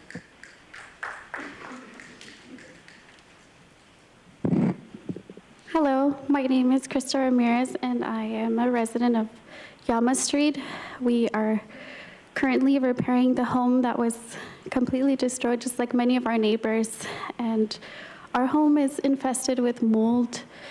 It is inhabitable. We're going there daily, cleaning out debris, tearing down floors. We have nothing. And so we're asking that you please provide that security place where we can go, where we can do the necessary research that we need, have peace of mind. We have children. There's children. And they're not getting their meals in. They're hardly eating anything because there's no stove in where we're staying in the hotel in the Ramada. And when we do ask for basic things like toilets or toiletry and towels, they treat us like we're a burden, like we have no dignity. And that's awful. And we shouldn't be going through that. We all deserve respect and to be living in a secure place that's. And you could do that, so I ask that you please, do that for us and all these neighbors and family. My family's here. We're already going through an extremely difficult, stressful situation, trying to figure things out. What's our next step? How we're going to survive. And Equus, like everybody's been saying, they have been just making us even more anxious as to where we're going to be staying, having to check out and not knowing if we'll be moving rooms, so we have to pack everything up. We did that last time. Everybody in our family packed everything just to tell us that we were staying in the same room. And there's just, we asked for those 3 meals because we have nowhere to cook. And our Thank you. fridge is not Thank you. working and Your they time is won't up. change it. Thank you. As the next speaker is coming forward, I'd like to invite 5 additional speakers: Ana Ramirez, Moises Godinez, Judith Vaz, Alejandra Moreno, and Carrington Penke. If I've called your name, please come forward. Hello, my name is Fabiola, last name Solis. I live in 673 San Miguel Avenue, Mountain View area. I'm requesting a hotel extend, not until the 25th, but maybe until May. Also 3 meals. Our home was impacted by the flood. We lost everything. And when I say everything, it's everything. Not only I'm dealing with stress because I have to wake up my children at 6 in the morning to get them to school. And also, this could have been prevented. I made multiple calls in 2018, 19, 22, nothing. Those canals were up to 5 feet of the trash, everything. And hopefully we get the help that we need. And Equus never called me to confirm a hotel stay. I had to call them, not 1, but 2 or maybe 3 calls, until they called me back within 48 hours. Y hablo por todos los que hablamos español, porque mi primer lenguaje es el español.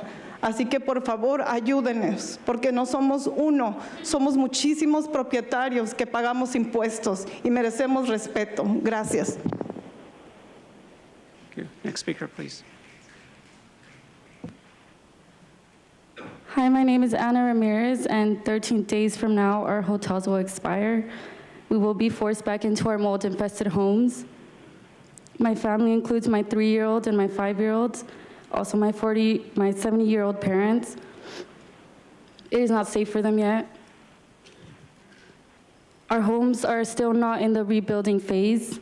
There's no walls, there's no floors in some areas. There's still a lot of demolition that has to be done. Our house is still far from dry. We need 3 meals a day. We don't have kitchens to cook in, and we're only getting 1 meal a day. The rest we have to figure out on our own. It's been the YMCA and nonprofits providing meals and supporting throughout this disaster. Also, my parents' home has gotten broken into twice, and it's not safe. We need your help. It is crucial for our health and safety and recovery for our kids and for our elders. Thank you. Next speaker, please.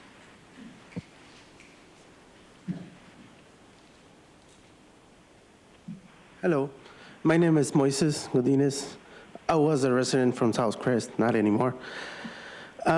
First of all, I want to ask you, please, to approve the 3 meals for the hotel, with the people that we are in the hotel, because there's no stove or whatever to cook.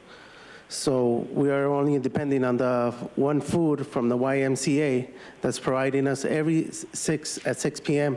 We even have to grab a little bit extra food for tomorrow in the morning, so that's unacceptable. I ask you to approve for 3 months of a voucher for the hotel. It's pretty stressful it's very stressful to talk to this independent contractor that you contracted, Equus. It's a piece of shit. I had to call them 15 times on a Sunday to get approved for my extension. So they called me a while ago before talking to you, saying that if I still need it, come on. I already have it. But somebody told them that, or saw a note right there that I still needed it. You see the misinformation? They're always playing with our minds. Every time we get an extension, they're playing with our minds. And about that I heard right now about FEMA helping us, yes, they will help us for rental assistance, but you have to put yourself in the shoes that the renters are asking two times and a half that you have to win at least like $6,200 a month. So it's not helping that we're getting that money if the renters, we don't qualify for that. So I'm asking that too. If you could help us with that, I could bet a lot of people will be renting. Thank you. Next speaker, please.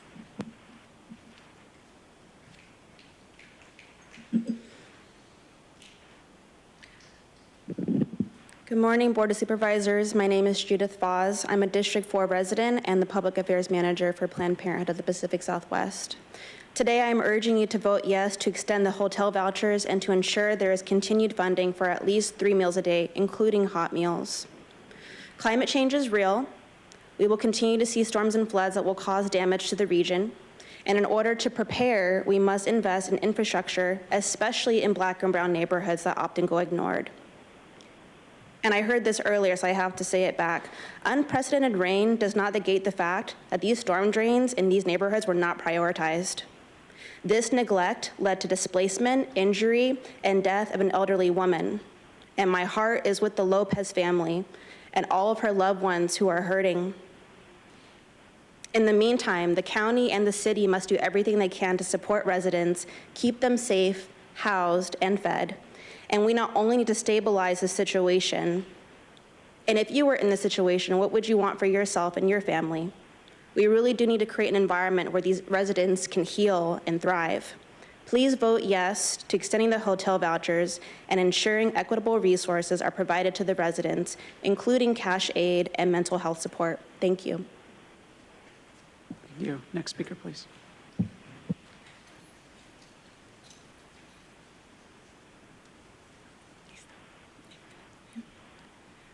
Buenas tardes, mi nombre es Alejandra. Good afternoon. My name is Alejandra. Soy del área de San Diego, Norman Heights. And I'm from Normal Heights, San Diego area. También soy miembro de ICE. I'm also a member of ICE. Una organización que se preocupa por las comunidades. This is an organization that really worries about the communities. Tenemos empatía y respeto por estas comunidades afectadas. We have empathy, we have respect for all these communities that have been affected. Y estoy aquí para apoyarlos en que tengan extensión en sus vouchers. I'm here to support them so they can have extensions in their vouchers. Tengan sus 3 comidas. And so they can have their 3 meals. También quiero que haya una extensión a las evicciones, a los desalojos. Okay, and I will also have an extension for those evictions. Para que esta gente no se quede en la calle. That way these people don't remain on the street. Pues ya es demasiado el trama por lo que han pasado por este desastre. Okay. Enough. They have enough trauma for everything that they have gone through because of this disaster. Hagamos esto una realidad y no se lleven nomás en palabras. Okay. Let's make this a reality and let's not leave them just as words. O que se duerman o que se queden en el olvido. Or that they will forget about it, or it's good, or nothing is going to happen. Muchas gracias. Thank you so much. Thank you. As next speaker is coming forward, I'd like to invite 5 additional speakers: Anthony Dick, Monica Garcia, Perla Lopez, Eric Vargas, and Maria Prado. If I've called your name, please come forward. Hi, good morning, Board of Supervisors. My name is Carrington Pankey, and I live in Spring Valley. We're coming to ask for you guys' support that you can pass this extension for the hotel vouchers as well as the 3 meals. You guys just spoke with my mom, Lisa Sheffield. I am up here now just to show that we are a multi-generational household. There's my mom and my dad. He is a veteran, he is bedbound, and then I have my 2 children. They are 6, they are 8. So having to try to find some kind of normalcy within all of this chaos has been really difficult. And then on top of that, we're only getting 1 meal a day. I also have videos of my own hotel room flooding from the Ramada with roaches and everything. So we're all trying to continue and trying to make do with what we have. Just to put in some things into perspective, my family has been in the Ramada and in hotels for 51 days since January 21st. I myself make too much money on disability. I have a broken Achilles, recovering from surgery, to get CalFresh. So I am still having to come out of pocket. My mother's still having to come out of pocket. Just for a family of 7, we're probably roughly spending about $300, $500, maybe even $700 a week. I myself is spending about $300 to $500 just for me and my 2 children.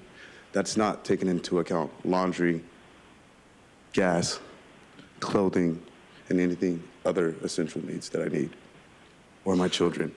So I'm asking that you guys do pass this and also maybe revisit this and let's get an actual plan of action. What I don't understand is that how I was 16 all the way up until 24 with CYC, California Youth Connection, speaking on behalf of former and current foster youth, and we were able to fundraise money and have events and afford our tickets to go speak with legislators up in California, up in Sacramento, but yet we can't even get something like that in place here. So how is it that other nonprofits are stepping up and having more action and more say? Thank you. Thank you. Next speaker, please. Hello, my name is Anthony Dick, and I'm a disabled veteran. I'm in the Ramada right now, and Equus has not been very communicative with us at all, to the point where the only thing we've gotten is a phone call letting us know that we've been extended for every 15 minutes. Every 15 minutes, you got the phone call. If you opt out of the phone call, you opted out of the program. If you opted out of the program, you never got the help. That is an issue. Also, on top of that, another issue that people are finding is that when it comes to getting rent or to even find a new place, you have to, the new policy is you must have 3.5 times the rent. I'm a disabled veteran. I only get $3,700 a month. A one-bedroom apartment is $2,250. Do you see the issue? The issue is your rent. You must come down on rent as well. I mean, $3,700, $2,250. What am I supposed to do with that? And in order to be provided by any of these programs, I must be either mentally insane or be on drugs. How does that help? I'm asking a question. How do these programs help if the only thing you have to be on is I'm not mentally ill and I'm not on drugs, so I don't qualify for any of those programs. So there's nothing to help me right now. That's the issue.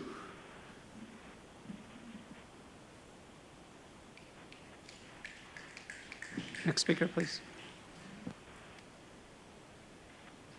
Mi nombre es Perla López y yo vivo en la 630 en Mountain, donde falleció mi suegra. Okay, my name is Perla Lopez, and I live at 630 Mountain View, where my mother-in-law passed away.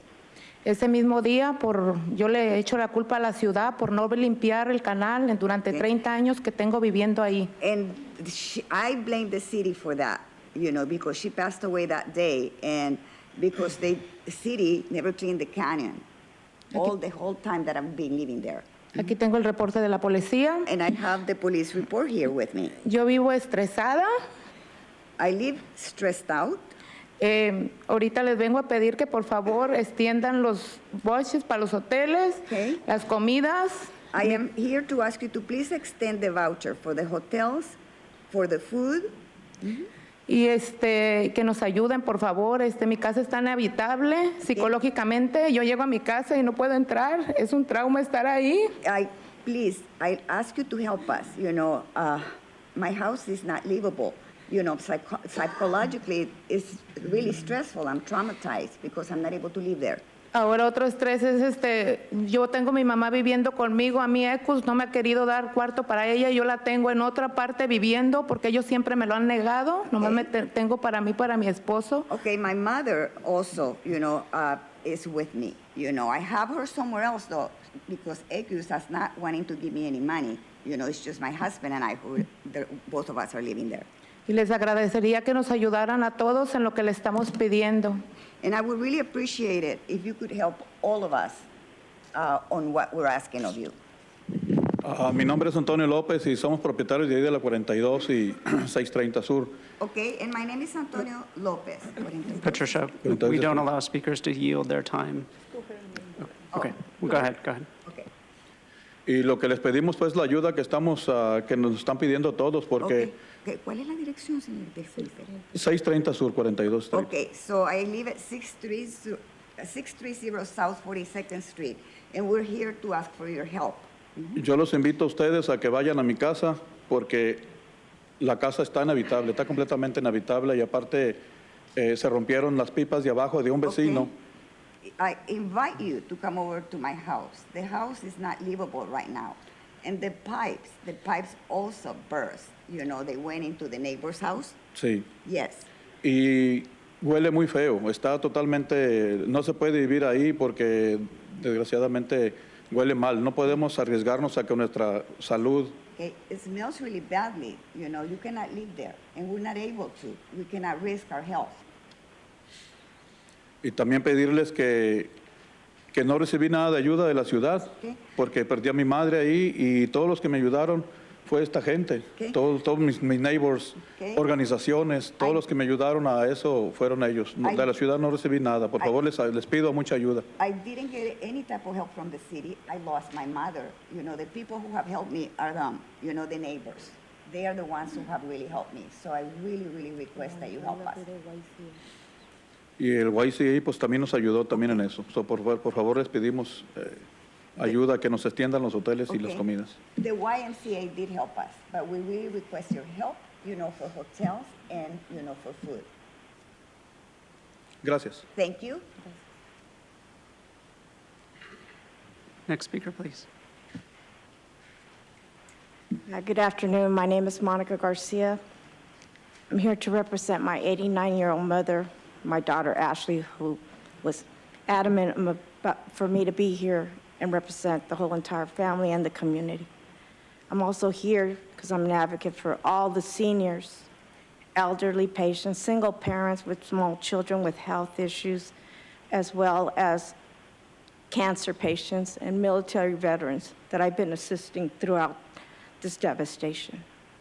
I initially was not in this flood, but I was there that same day and the next day to see the devastation that occurred through all the communities, on the bus, an hour and 45 minutes from each area. I am appalled that we all have to be here today to extend something that should be a human right, because we, like everyone has already specified, we pay our taxes. These are where the tax money should be coming to these communities at this time, because not only are they inhabitable, people are also having health issues. People died in this. I was at that vigil for that 19-year-old Diego, and I can comprehend, and I will publicly say, I had mixed feelings coming here, because I used to walk these halls. I was employed here. The tax collector's office, where we have these taxes that we're pleading, and we shouldn't have to plead for bare necessities for our children, military veterans, elderly, and people with health issues, whether they're able or disabled.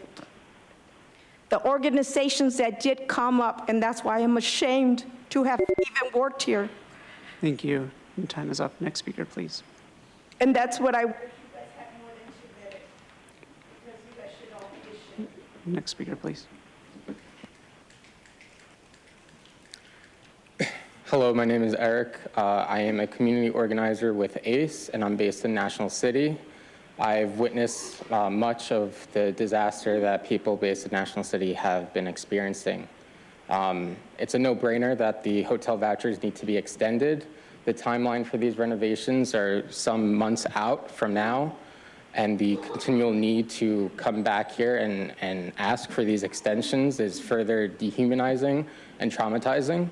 The idea that they also have to ask for more than 1, 2 meals, but 3 meals a day, that the fact that that has to be brought to a vote is further dehumanizing and traumatizing for these people.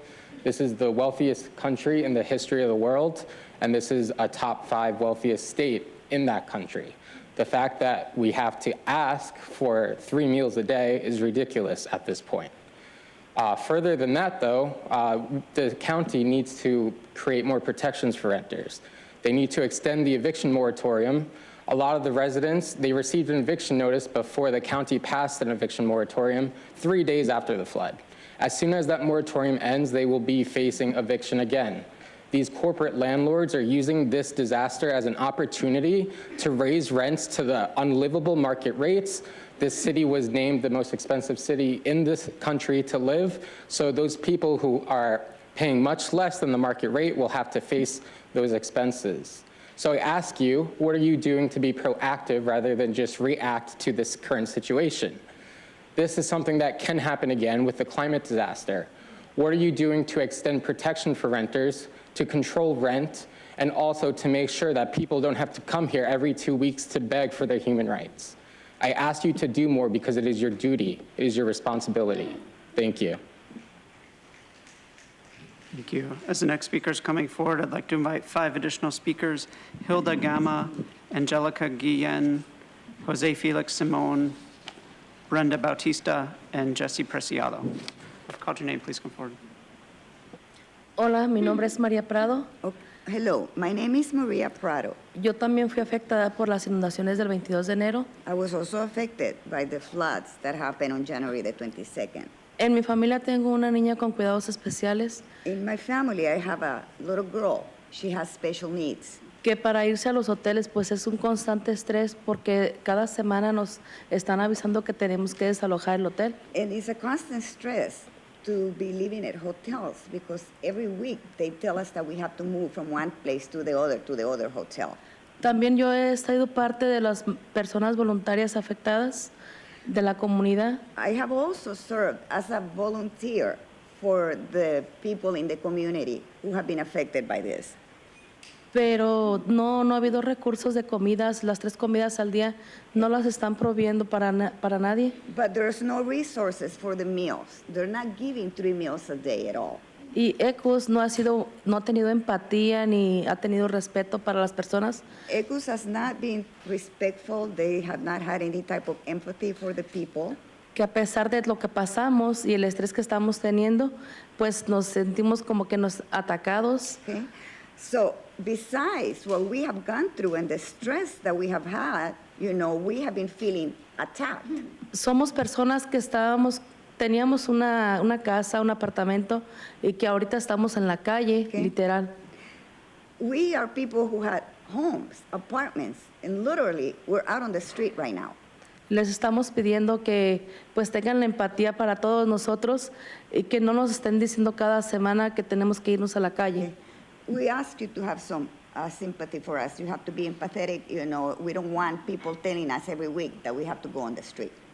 Aparte de que ha habido mucha negligencia en los hoteles también. Okay. There has also been negligence from the hotels. Nos sentimos menos que un basura, la verdad. Okay. So we kind of feel like worse than garbage. Y pues eso les vengo a pedir ayuda, que extiendan los hoteles o que nos ayuden a pagar otra propiedad o no sé. So we ask for your help, maybe extension of these hotel services or, help for paying somewhere else. I don't know. Gracias. Thank you. Thank you. Next speaker, please. Good morning, Supervisors. Good morning, Ms. Nora.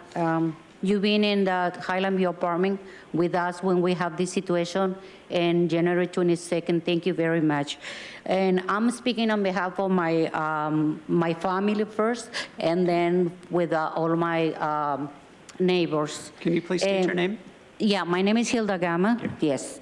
Was very tragic and life-changing days for our group of 24 families. That from the residents from Highland View apartment that she's been with us in those days.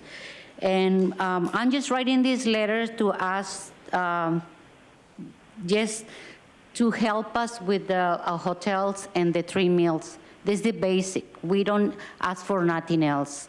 We've been in a lot of stress because we just want to come back home. We don't want no more vouchers, no more food. We just want to come back home. But right now, the vouchers and the food is a necessity. We need it right now. It's essential for our families. Also, and our community is facing right now a lot of anxiety, stress, and anger. they need the vouchers, they need the food. Please help us with that. So many hotels that I've been through in different times, they don't have a kitchen, so they cannot cook, and they're buying food without house, without things that we can cook. It's very hard for us. We just need help and extend the vouchers without, we had to ask requests. We want to just come back home. Okay, thank you very much. Thank you. Next speaker, please.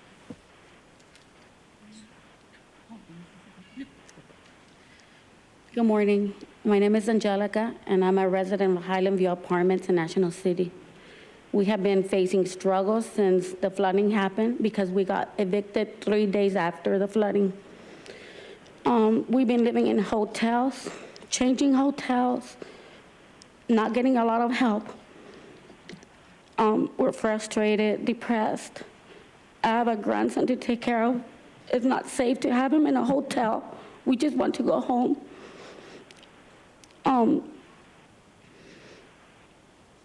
We want to thank you for passing the eviction moratorium, that it has helped us not get evicted, but we ask you that you extend that moratorium. We need our 3 meals for all the people who have kids or don't have kids. We've been eating one day. They help us one day with the hot meal sometimes, if they can. We have to buy. We're spending a lot of money. We don't feel safe in the hotel. We want our home back. Thank you. Next speaker, please.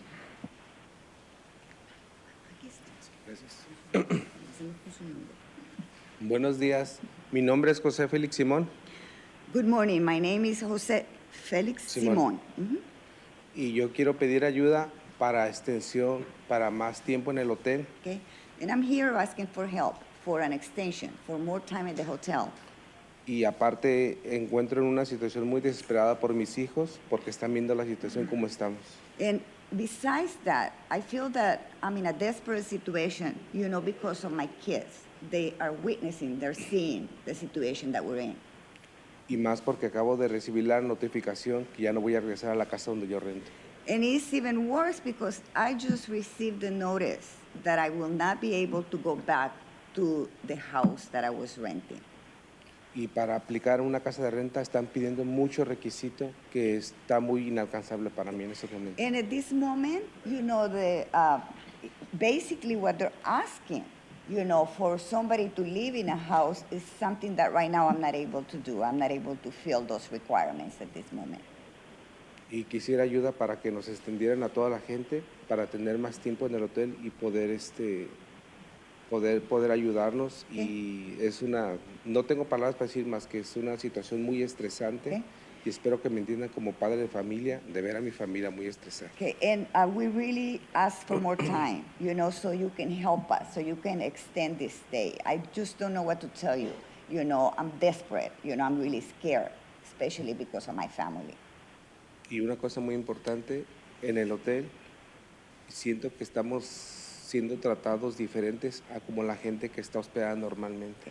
And another thing about this hotel, I believe that they treat us a little different than other people that are guests at the hotel. You know, they treat us a little different. And that's all.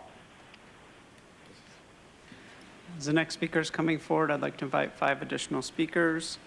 Antonio Lopez, Alice Pipkin Allen, Ellen Nash, Melissa Hernandez, and Ulysses Alvarado. If I've called your name, please come forward. Buenas tardes a todos. Mi nombre es Brenda Bautista. Good afternoon, all of you. My name is Brenda Bautista. La razón por la que estoy aquí es por la que ya saben cada uno de ustedes por la situación que estamos viviendo. And the reason why I'm here is each one of you know what we're living, what we're going through right now. Como madre de familia es agobiante, estresante, frustrante. As a mother, you know, this is overwhelming. This is very stressful. This is frustrating. Vivir con el constante miedo que te van a sacar del hotel. Okay. We live in constant fear that they're going to kick you out of the hotel. De hecho, ayer Yo llego de llevar a mis hijos a la escuela y me salgo todas las tardes a buscar un lugar de renta. Okay, as a matter of fact, you know, every time that I get back to the hotel after I drop off my kids at school, I'm always leaving to see if I can look and find something that I can rent. Entonces veo que las cosas están tiradas afuera de mi cuarto. And what I notice is that things are thrown, you know, outside the room where I'm at. You know, things are thrown outside. Hablo a la agencia de Quid y me dice que ellos no pueden ayudarme. Okay, so I do call the people from Quiz, and they're telling me that they're not able to help me. Nos quedamos muchísimo tiempo afuera, hasta como a las 10 de la noche. We were outside the hotel, you know, for a long Con un time. solo cuarto de una cama, somos 5 personas. And this is probably around 10 at night, and there's only one room, okay, with one bed, and there's 5 people, there's 5 of us. Y para ahorita de males, pues nuestros carros también estuvieron inundados. No tengo cómo moverme. Tengo a mis niños aquí afuera en el parque esperándome. Okay, and to make matters worse, you know, my vehicle got flooded. And right now my kids, they're outside waiting for me in the park. No los pude llevar a la escuela. I was not able to take them to school today. Entonces me siento muy estresada. So I feel really stressed. Las rentas están sobre mis condiciones. Me piden 3 meses del costo de la renta, más depósito, más primer mes.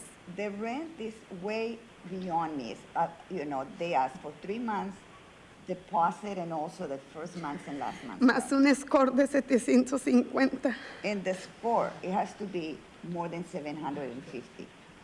Porque pues da la casualidad que no puedo regresar. Entonces a cada uno de ustedes le pido, por favor, que nos ayuden por lo menos con la comida, con la extensión de hoteles. Okay, so I'm not able to do anything or go back, so I'm asking each one of you to please help us with the extension of the hotel with food. Hay muchas organizaciones sin fines de lucro que estuvieron llevando comidas. Okay, there were a lot of organizations, a lot of places that were non-profit that were helping us and bringing us food. Pero es insuficiente para nosotros en el hotel donde estamos. Nunca nos han llevado nada. But it's not enough, especially at the hotel that we're in right now. Nobody has brought us anything. Eso es todo. Espero que nos puedan ayudar. Y por favor, no se olviden de nosotros. And that is all. I hope that you can help us, and please do not forget about us. Señora, lo siento que le está pasando. ¿En qué hotel se está quedando usted? Daisy. Daisy, ¿en qué parte? Chula Vista. Chula Vista, ok. So she's staying at the Daisy in Chula Vista. Y ayer la sacaron y la dejaron afuera hasta las 7 de la noche y le sacaron las cosas. Okay. A mí me prometió la compañía que no iban a hacer nada de eso, entonces yo me voy a encargar de ver qué es lo que está pasando. Okay, so we're going to follow up to figure out what happened because in the conversation that we had with Equus yesterday, we adamantly said that that is absolutely unacceptable and that it's not supposed to be happening. And I was promised by the CEO that that was not going to happen. So yo me encargo de ver qué es lo que está pasando and why this is happening to our communities because that we were told that this was not going to happen. So we will follow up with you, okay? Sí, porque de hecho desde ayer no han comido los niños y ahorita no hemos desayunado. My kids, they haven't had anything to eat since yesterday, no breakfast today. Okay, muchas gracias. Disculpe, lo siento mucho.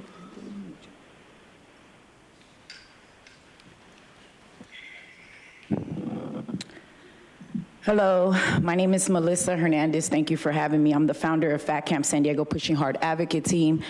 I'm a little bit emotional because I just got word that I lost the advocate due to sickness.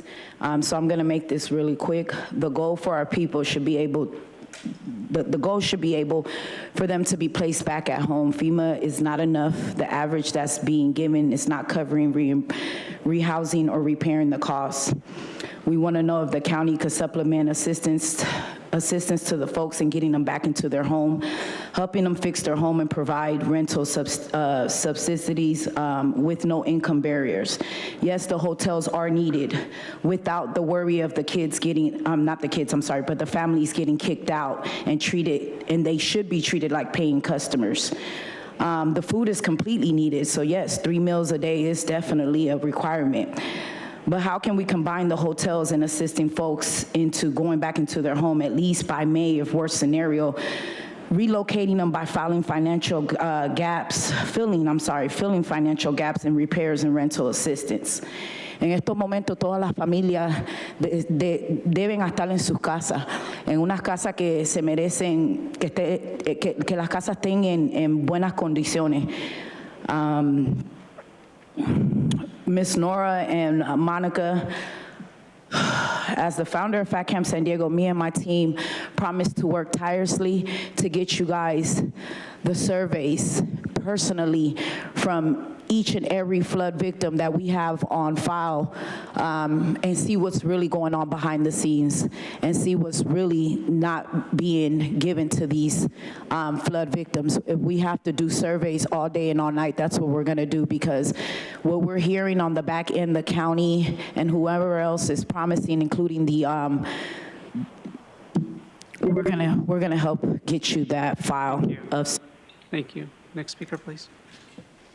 I just have to say, I've been watching all the supervisors pay attention to the speakers, except Tara. You were gone the half of the first meeting, and you're not even paying attention to them. You're not even paying attention to them. So let her speak.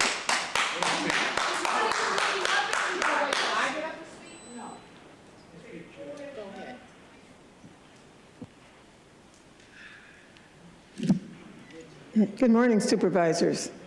Hi, Monica. I'm sorry that I have to come and talk to you today about this serious problem. I'm so proud that you're sitting there. I'm here today representing two women. Kathleen Harmon is 92 years old. She has been receiving assistance from the county and to live in a hotel. Last night, she had to move the 5th time to another smaller hotel. Each hotel has lesser things that they don't have places where she can cook or a refrigerator. And the county is doing that. So you need to do something about Kathleen Harmon. We are trying to get her food. She's having to buy her own food, and that is just not right. She's waiting for her house to be finished. She says she has people there, but in the meantime, this 92-year-old woman is with Donetta, moving from apartment, from hotel to hotel. That isn't right. So I'm also here for Naomi Phillips Terry, who is an 89-year-old woman who lives on South 42nd Street. And Monica, it was so nice seeing you there on Saturday. Her car was totaled. She rented a car through her insurance for 15 days. Those days are over. She now does not have a car or any way to get around. So these people and other people like that are suffering because you guys aren't doing your job. Thank you very much. Can you please state your name? Ma'am, can you please state your name? Elise Pipkin Allen. Thank you. As the next speaker is coming forward, I'd like to invite 5 additional speakers: Armin Harvey, Aaron Suramoto Grassi, Patricia Mondragon, Yolanda Meneses, and Encarnacion Sanchez. I've called your name. Please come forward. Hello, my name is Ellen Nash, and I'm a lifetime resident of San Diego County.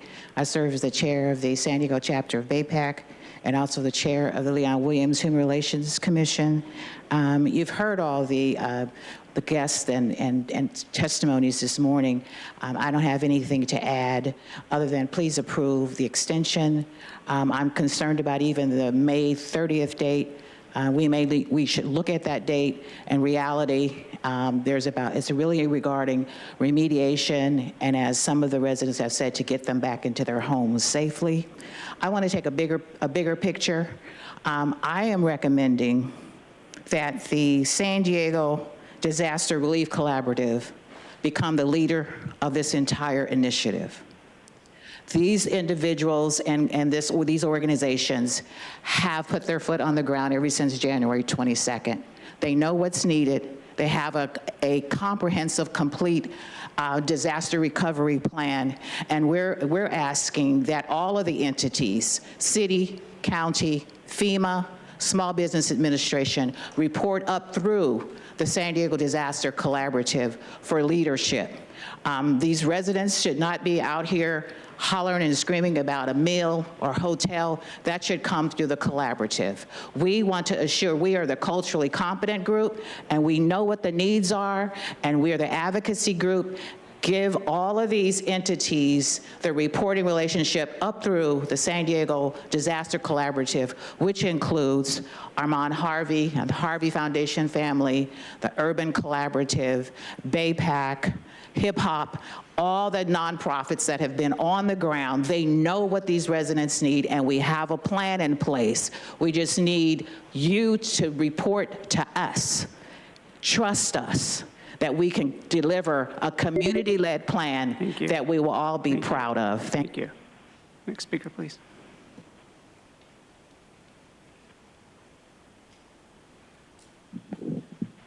Good morning, Supervisors. Erin Suramoto-Grassi. I'm the Associate Director at Alliance San Diego. We're here to urge the county to extend hotel vouchers and provide 3 meals a day to flood survivors. This is a critical step as community members try to secure permanent housing in one of the most competitive housing markets in the country. It is the role of government to step in and help when disasters strike. We are glad to see the county stepping forward now, but we need to recognize that it was the Southeast Disaster Response Team that stepped up to provide support while the city and county both faltered. Without the Y, without the Harvey Family Foundation, without the Chicano Federation, without BayPAC, without the Urban Collaborative, without all of these organizations that stepped forward, this would have been infinitely worse. We share the concerns of the community members regarding the county's chosen contractor, Equus.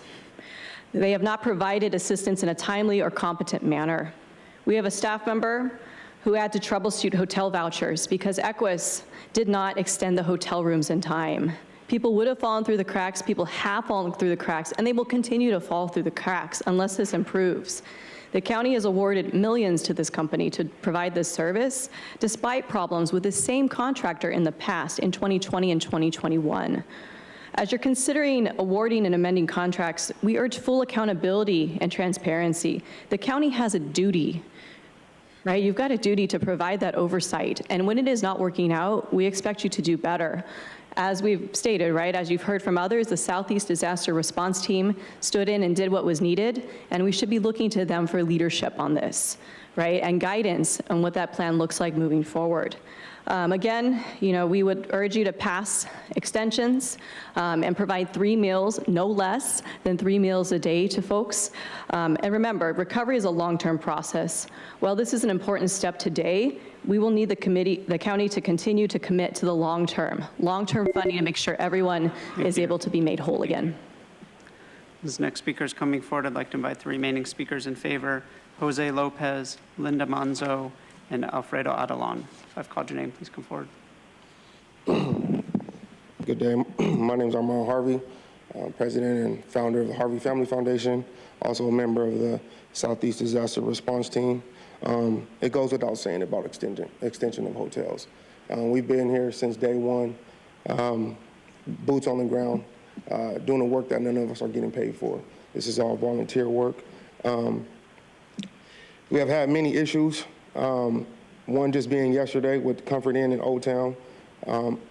They have stated and made many phone calls to our organization about kicking these families out if Equus doesn't do their job. Yesterday, they called us and said if they weren't there by 1 p.m., all the residents will have to leave. Dealing with temporary lodging, the numbers just don't match up. 846 have been placed in 65 hotels. We just learned about it being 33 last week, and today now we're learning about 65 hotels. That's the communication that we don't have in order to be able to feed these families. We've been feeding these families, again, since day one, but if we don't know about what is the hotels that you are putting them in, we can't help. So that means there's a lot of families that are falling through the cracks, and I just believe that that's unacceptable. We are building our capacity to be able to help as many families as we can, but we can't do this unless it's a collaborative work. I know there's a lot of facts about us having contracts and things like that. We are just able to solidify some, but as of now, we have been using our own money and money from the San Diego Foundation, which means it's none of any government funds have been spent via the Harvey Family Foundation. Though we would love to continue to work with you all, we just need the help. We need help from every last one of you guys to please push this forward so we can continue to help these families. Thank you. Next speaker, please. Good afternoon, Supervisors. Patricia Mondragon, Regional Policy Manager for Alliance San Diego. It's vital to a dignified recovery that you listen to the voices of impacted community members. Sitting here listening, I am angry, and you should be angry too. I'm wondering why the County of San Diego, as a taxpayer, I'm wondering, listening to all these voices, why the County of San Diego has contracted with a for-profit company outside of Kentucky when we have trusted organizations right here in San Diego working with community members. I'm simply going to ask you that you respect people's dignity while they rebuild their lives, and that you make decisions recognizing their humanity. It is time to course correct and listen to those voices. And I ask that you please extend the hotel vouchers to the end of May and even look beyond that date, as we do have an affordable housing crisis here in San Diego, and many of these folks are going to have a difficult time finding housing. Please also, 3 meals a day, that's the minimum we can do. Thank you. Thank you. Next speaker, please.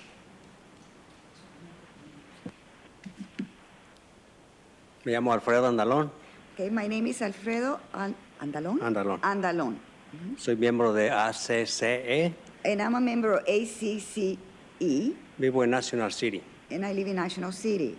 Estoy aquí para pedir si pudieran extender los vales de los hoteles. And I'm here to ask you if you might be able to please extend the vouchers for the hotels.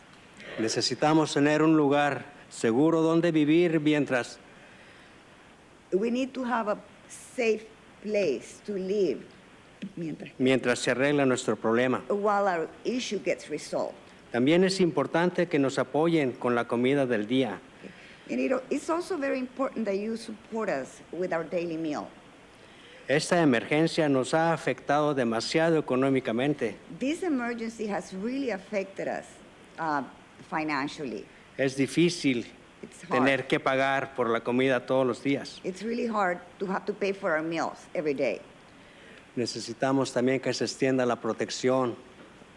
We also ask you to please extend the safety.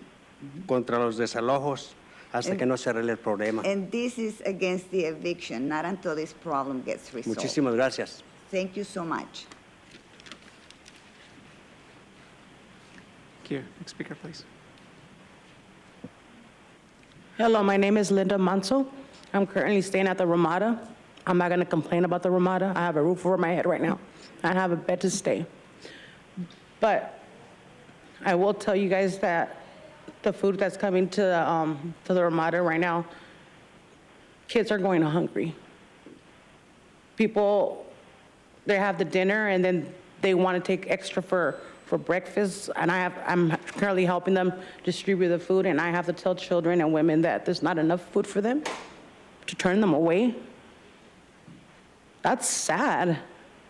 What is this world? What are we coming to? We pay taxes, we work. The 22nd, people came home from work and came home to nothing. Nothing. All they had was the clothes on their back. There's children that need diapers. It's sad. It's sad. Please, please, the YMCA has been there from the very, very first start. Thank you.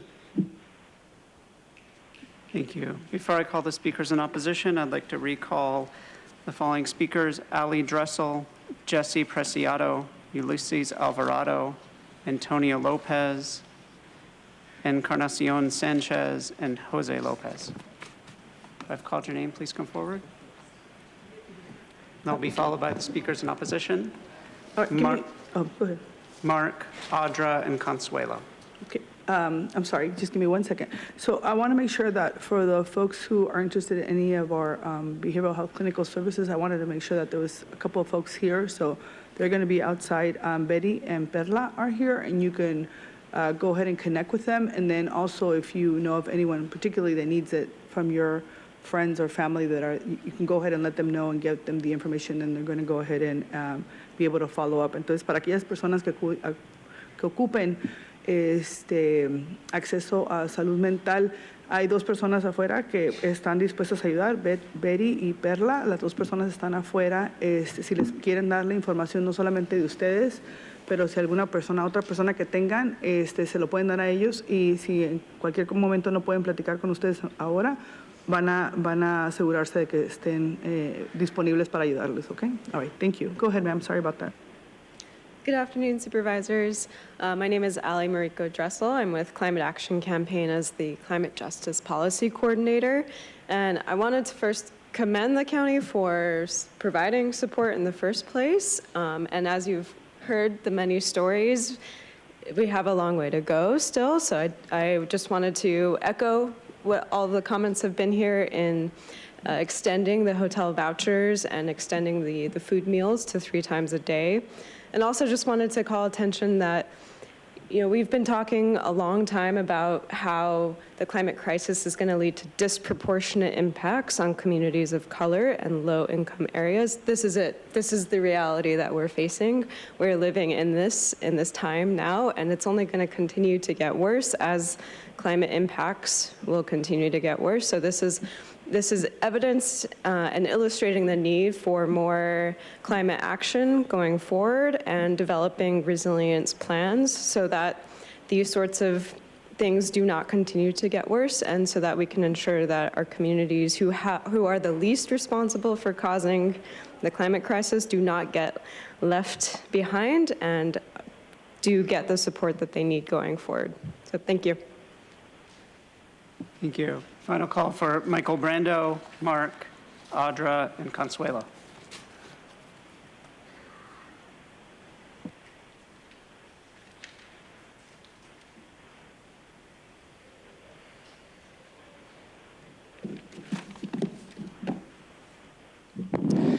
Michael, for the record, I want to be clear that even though I turned in a red slip, I am for the extension of the vouchers, the 3 meals a day, the $10 million, all of that. That goes without saying. So I'm for that. This is why we need a yellow sheet, because this is what I'm not for.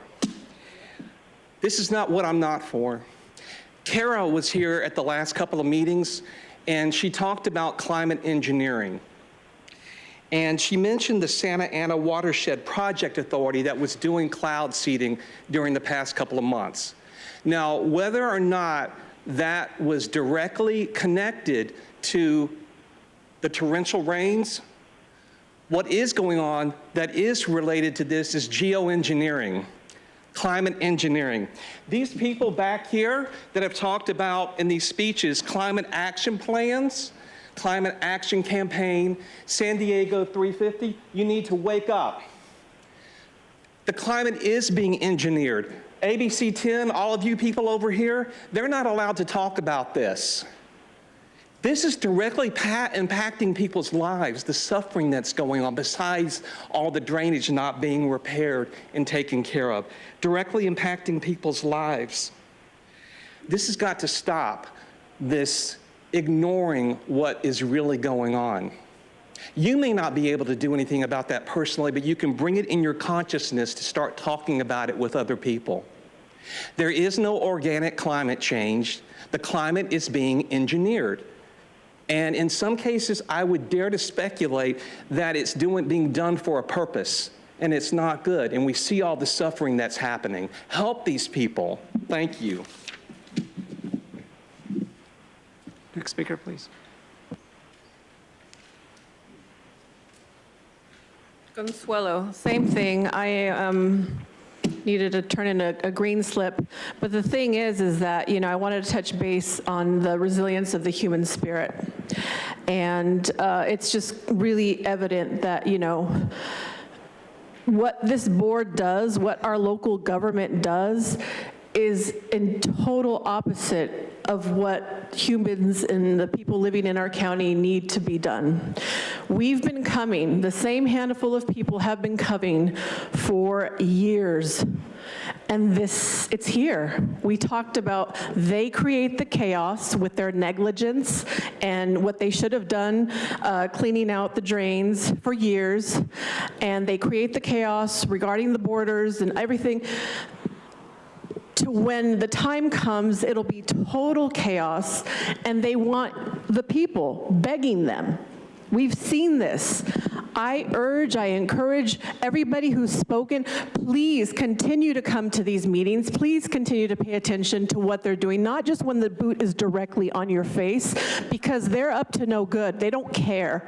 They really don't. I mean, they speak good game, and they know how to give their little awards to people to side with them. But in the end, their colors are being exposed, and the people are waking up, and they're fed up, okay?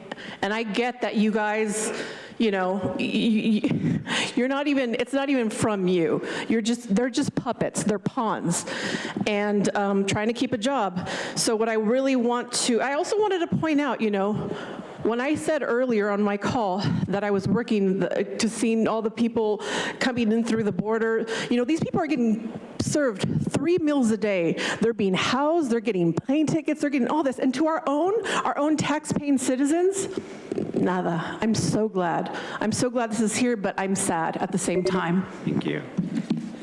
Final call for Audra and Mark. Not seeing any movement in the chamber. We'll now hear from those that requested to speak by phone. When it is your turn to speak, you will be unmuted and you will hear a recording that will tell you to begin your comments after the beep. I'll remind the callers they should mute their TV or live video stream before they begin speaking. We'll start with our first caller.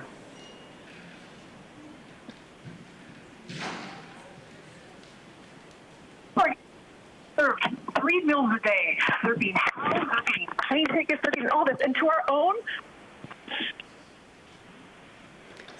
The next caller, Jalen Choi, you may begin. Hi, good morning. My name is Jalen. I just want to uplift all the voices, all of the demands to just have their basic needs met. The county has a duty to help the residents in San Diego who lost their homes, their personal belongings, and who don't know where they're going to go next. And to say that the situation has been handled poorly by both city and county in providing immediate support is an understatement. Lack of accountability and negligence in not only providing the proper relief to help community members to get back on their feet, but also failing to prioritize communities that have been historically ignored has led to thousands of folks displaced, distress in government, and even the loss of life. Please stand with survivors by extending hotel vouchers and providing 3 meals a day. Thank you. Thank you. Now hear from the next caller.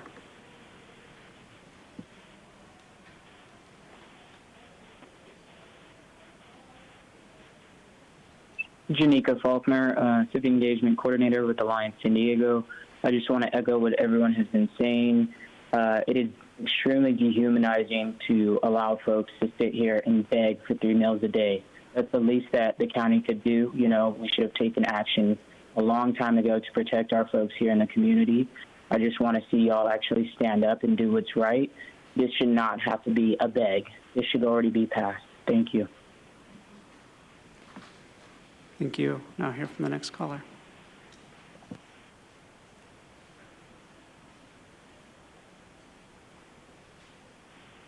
Layla Aziz with Pillars of the Community. That was rough, hearing the devastation in that room. I am in support of item number 3. Pillars of the Community has been on the ground. We don't have a contract or a subcontract we're asking for, no skin in the game, but the support of these people that have been out there doing the work and pulling the resources in the most effective way. I keep hearing the same thing over and over from the people who are hurt the most by this, and that's that the provider that's being used is not a good provider. And even some of the words that I've heard, statements are subhuman.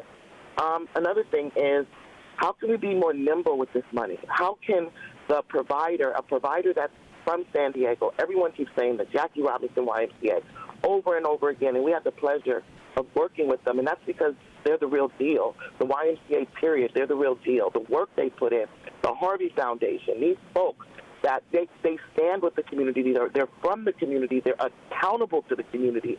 And also, being nimble with those funds is giving people rental subsidies with those funds. Our goal is to move them out of the hotel with no gap of being unsheltered. So why can't we, when they were paying $1,700 a month, now they have to pay $2,250? That's a $550 difference. If we did that for 30 days, it's less than what you're spending on a hotel for 30 days if we did that for a year. So why aren't we providing those subsidies that get people back into their places? I know with people like the Jackie Robinson or the YMCA, period, and Harvey Foundation, they're going to have people to do credit repair on the ground. These are the people that the community looks at and trusts.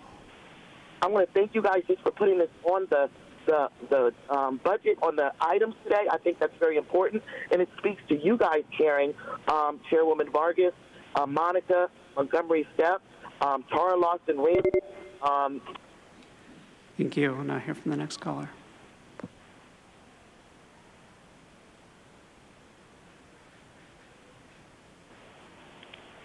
Hi, my name is Diana Delgado. I reside at a mobile home park, Happy Hollow. I'm here pleading for the extra help for the hotel and food. As a mobile home owner, I'm still expected to pay my monthly rent, even though my trailer is 100% gutted. I have nothing to go to. So with that, please pass the extra days for the hotel voucher, communicate better to let us know where the food help is. The only time that I know that there's food provided is with my neighbors text me. Aside from that, I have no idea what's going on. I see a lot of people that are feeling desperate. I'm one of them. So, yeah, hopefully it doesn't take much more begging to see that a lot of us need help, and we're just not trying to get all this free stuff and just freeloading. We really need help. Thanks. Thank you. Now hear from the next caller.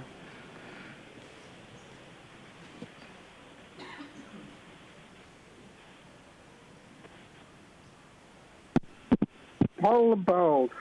Hi, Supervisors. The local emergency needs to be continued. Are you part of the emergency? Let's say food and housing, renewing every 2 to 4 weeks. That is not acceptable. You ought to give permanent vouchers.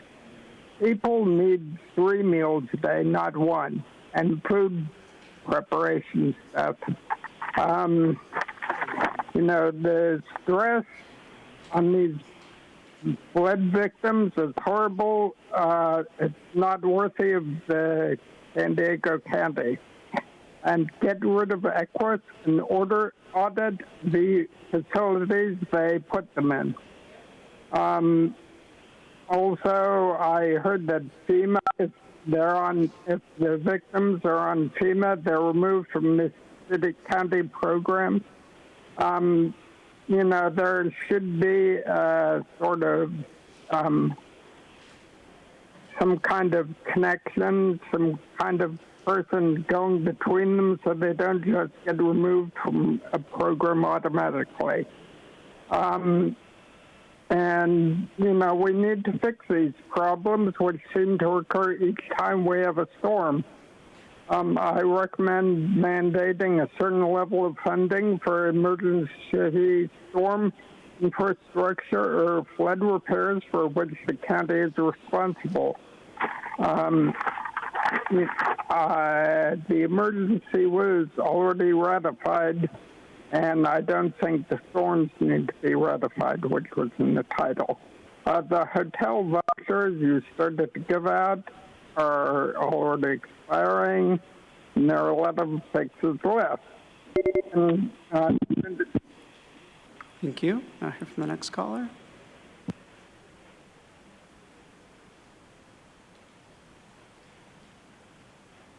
Kevin Stevenson. I would just like to echo what pretty much everyone has said.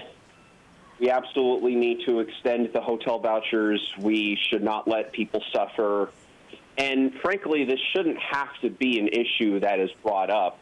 I mean, I'm glad that it is being brought up to an extent because people can voice their grievances and their concerns because, as you can tell, a lot of people are very emotional, and rightfully so, because they shouldn't have to deal with this. The city of San Diego really effed up by not taking proper care of the drainage systems, and it's on them and it's also on the county to provide people with adequate lodging and help them fix their homes. And it's just really sad that people need to literally bawl their eyes out to you guys because it shouldn't have gotten to this extent. Like, they shouldn't be in a situation where they're desperate and when they're feeling like there's, all hope is gone and they have no options left. The city and county have a duty to help them in this time of need because they didn't ask for this. They didn't ask for the devastating floods. This, it shouldn't be on them to fix this. So I definitely support this item, and I hope that this is not just a partisan vote. I hope this is unanimous. Desmond, I'm watching how you vote as one of your constituents.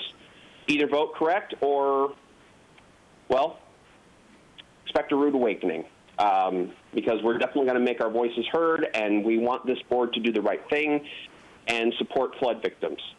Thank you. Thank you. Now hear from the next caller.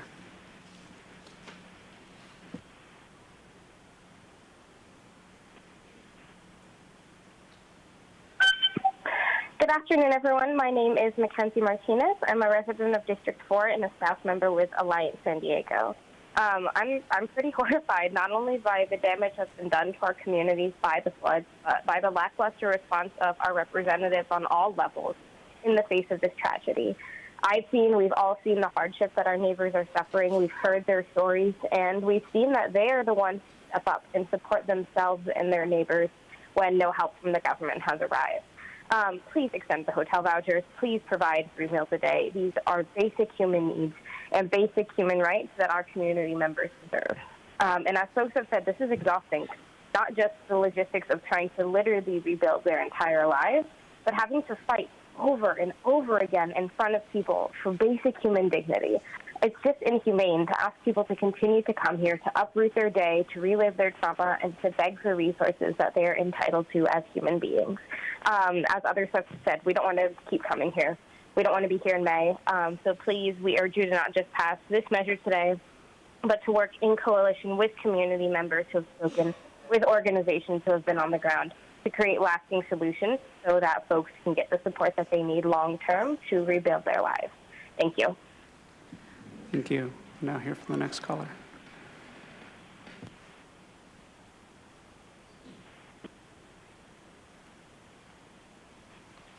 It's truth, and it's about time that survivors got 2 minutes to address the city of San Diego's flood of negligence. But this item is more deception. People were not displaced as a result of impacts from the atmospheric river. They were displaced due to the city of San Diego not cleaning the storm drains or maintaining the pump stations. The new emergency temporary lodging is to last for 3 months at a cost of $16.6 million. But I'm tired of these survivors getting shuffled around. The city of San Diego overspent on one hotel by $16.5 million, yet they have no money to fix infrastructure or to keep flood survivors in a hotel for more than a week or two. Well, the county's helping county workers get a discount on new cars. And these supervisors spent $9 million to give people not even from this country phones and airplane flights wherever they want. Priorities. As far as the $1 to $3 million food program, do you supervisors want to feed people 1 meal a day or 3 meals a day? What's anyone supposed to think about that? But I'm curious, how many people this is supposed to feed a day? And what kind of food? Is it vegetarian friendly, vegan friendly, allergen friendly, organic? Besides lodging and food necessities, I would like security concerns to be addressed in the areas where homes are under construction and being broken into. And I agree that Equus needs to be dumped in favor of entities like the Harvey Foundation. And for the woman who said these supervisors should live off only 1 meal a day, I agree. But these supervisors have servers pouring coffee for them during this entire meeting, and then they get whatever they want for lunch delivered to them, while everybody else gets a measly 30 minutes to rush over to somewhere to pretend they have enough time to order, let alone eat. Inequitability is business as usual here. And does everyone know that the city's planning on buying up impacted homes? McFadden, he oversees stormwater for the city, and he says a development that happened years ago would never be allowed to happen today. So again, as you heard him say, some of these properties might need to be acquired by the city. And what has the city done for us? Land. Thank you. Chairwoman Vargas, that concludes the request to speak by phone. For any individuals that requested to speak in person that are now here in the chamber that I previously called but did not address the board, you're welcome to please come forward.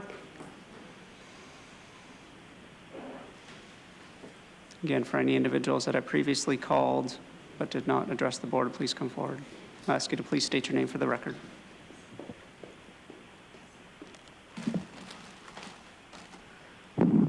Mark, thank you. So obviously the storm drains were not kept up, and that's a big problem. Obviously you should help the people more. I literally saw articles where you guys, the program is offering loans or grants. Women who were approved for the grants, one woman said she got a third of what it cost to fix her place. So that's just unacceptable. It's absurd. Now, a question people might be asking themselves is, who is FEMA? Well, this is a good article to see on FEMA. I can't remember if, I think it's an article, not a YouTube video.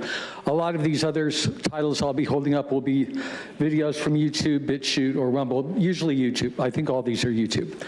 So now the other thing that no one's talking about is that there are government programs for controlling weather. It's not a made-up thing. Our president said, and you can look this up, around 1950 or 1960, I don't remember which one, I could find out. He literally said, the country that controls the weather first will control the world. It's the greatest weapon ever. And they've been working on it. They aimed for 2025. They're a few years early on it. DARPA was one of the main groups to fund the HARP research up in the North Pole.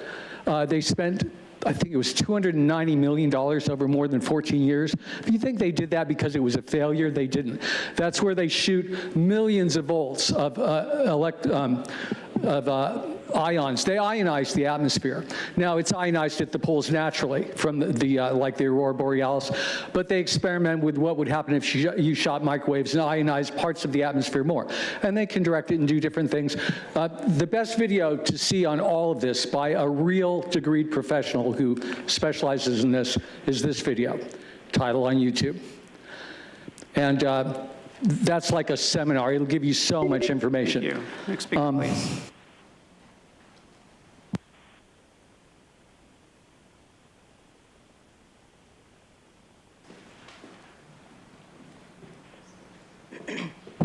My person uses the name Audra. It's very sad to see that you guys don't want to acknowledge the weather modification that's going on around us, right? Because then it would keep all this disaster relief and stuff from, having its way. And it's really sad to see that these people have to come and beg and plead just to have the necessities to make up for all of the negligence that you guys took part in for not keeping up the infrastructure. And then we have a border invasion that's going on. And these people are getting hotels, transportation, 3 meals a day, right? And they get airplane tickets, they get phones, they get whatever they need. Even if they want to get a sex change, hey, they can do that too, right? But then you have the people in the community that are sitting here begging and pleading for just the same. And it's like, I don't know, maybe we can give you 1 meal a day, maybe 2, maybe 3. We'll have to see. And Nora, you just look down. It's like you don't want to acknowledge that. That's what happens with this whole invasion that's happening. They're getting all the things. I mean, there's homeless people on the streets that can't even eat. And these people have too much food to eat. I had to leave some there because it was too much. We're letting our own communities suffer because you guys want to ignore the facts that are going on.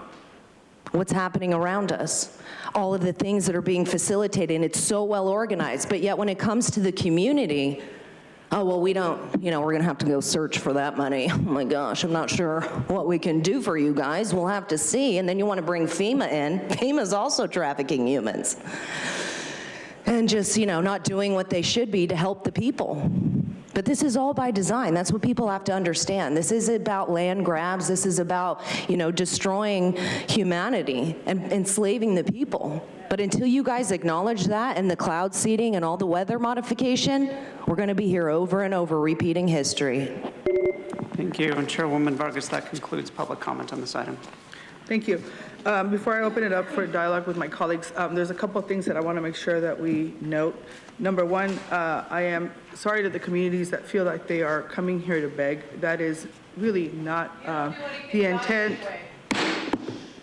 That is not the intent here. What I want to make sure that we put on the record here is that when this natural disaster happened, we immediately tried to follow up. And when I made the recommendation for the $10 million to be allocated, and Supervisor Montgomery Stepp partnered in that process with me, we really didn't know what the damages were going to be. And so it was unprecedented. The County of San Diego had never done anything like that, because I think if all of you have been following, the work that has been done around recovery has always been around infrastructure and never really focused on community. And so it's not an excuse. I'm just trying to take you through the process of how we got to where we are right now. And I never want anyone to feel that they're begging for resources or for support from our communities, because this is your money and this is your support.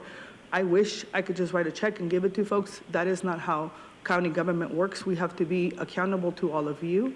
And we want to make sure that you know exactly how we're allocating these funds and how this is a priority. I think in the past meeting, I was very clear, and from day one, I've been very clear about making sure that we're part of the reconstruction and the recuperation that we're going to do for our communities. And so that's been what we've been trying to accomplish. I want to say, when I started off saying today, thank you to the team, I say that because the team has been very mindful about, the funds that we allocated for the $10 million basically would be done pretty soon, right? Because of the amount of families that we're supporting. And so we asked them to come back with recommendations on how we continue to move forward so we can continue to fill the gap as FEMA and other resources are coming available to help. Has it been perfect? Absolutely not. And as I've mentioned before, we've had a meeting with EQUIS and very clearly have stated that treating people with dignity and respect, you are our guests. We need to make sure that everyone is treated with dignity and respect. So when you let us know, you're informing us, and Tasha texts me all the time and other folks do as well, it is important for us to know, because there are, like it was mentioned, over 60 hotel rooms now. Many of the hotel rooms, there's some that only have one person. There's a lot that we're trying to do to meet the needs of the community that has not been done. And so I wanted to share that with you, because I think it's important to know that we have put EQUIS on notice about some of the challenges that we've heard firsthand from the community, and that we take this very seriously. And there absolutely is no reason why anybody should be, standing there waiting and feeling like they don't have an opportunity to be taken care of. And so I also want to acknowledge Diego's family for being here. Appreciate that you would take, during this time of grief, that you would come here and share with us, and also to the family that lost their mom. There is nothing that I can say or any of us can do to make, fill that void, and it is just, to me, gosh, every day, this is the kind of stuff that I lose sleep over, right? Because what else can we do to move forward? And so I want to go ahead and make a motion to make sure that we accept the staff recommendations 1, 2, 3, and 4, which is and I don't think I need to read them, right? No, okay. So item 1, 2, 3, and 4, and on 4, I'm asking for item number 4C, which is the 3 meals per day for folks, and then item number 5 to waive the policy, and number 6 to waive the policy as well. So I want to say thank you to the team for all of the work that you've done on this, and I know that this is an extension that's getting us to about May 11th, but this is not something that we're just going to stop doing. We're going to continue to do the work, and as we're hearing from you what the needs are, we're going to continue to figure out what else can we do. I think the recovery piece is going to be key, and again, I want to say thank you to all of the foundation, YMCA, all of the folks who have been so critical in partnering with community, because no one entity is going to be able to do this alone. Recovery and reconstruction is so important. Entonces, para las familias que están aquí, nomás les quiero dar las gracias, quiero informarles que este ha sido un tema muy importante para nosotros porque sí hay el dolor que ustedes sienten, lo siento, lo entiendo y quiero que sepan las personas que cuando hicimos la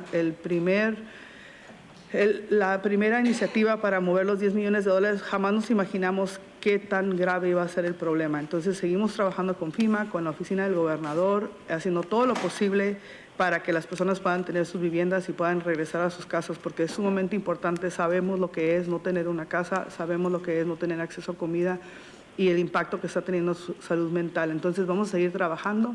El dinero que están viendo ustedes ahora es la recomendación del equipo de trabajo que está trabajando día a día. Yo sé que no es perfecto, yo sé que hay muchas cosas que no están bien, pero hemos hablado directamente con EQUES ayer específicamente y les hemos demandado que se les trate con dignidad y con respeto. Así que es importante que nos sigan ustedes informando a nosotros cuando las cosas no están bien. Estamos tratando de hacer todo lo posible por estar en las comunidades con ustedes, pero si ustedes nos siguen diciendo lo que está sucediendo, podemos poder seguir trabajando juntos para salir adelante. So with that, like I said, I've made a motion, and let me turn it over to my colleague, Supervisor Montgomery Stepp. Thank you very much, Chair Vargas. I will start with my questions and then make some comments. Let me just start by expressing my sincere appreciation. I don't think I have the words to thank all of those who have been impacted by the flood in one way or the other to come here at a time like this and to tell us what you are going through in real time. I've heard a lot of your stories, but it is on the public record here, and that is very important as we move forward, particularly as we deal with all of the coalitions and the contracts that we have here before us. So I want to start by saying thank you. It's just our community is amazing, but we should not have to be here, and I understand that. I do want to say, their chairwoman did say we can't spend taxpayer dollars without having a vote on it. And so that's really why we're here. But it is not my intention, or I think anyone here, for you to have to come and beg for necessities. So that it is some of the great things about what we do as a democracy can also hold us back from being there when we need to be. It is absolutely not an excuse, but I just don't want anybody that's here to walk away thinking that we want you to come up to this mic and say these things and tell your stories and cry. We do not find any kind of joy in that at all. To Diego's family, I just want to acknowledge you. Thank you for being here today.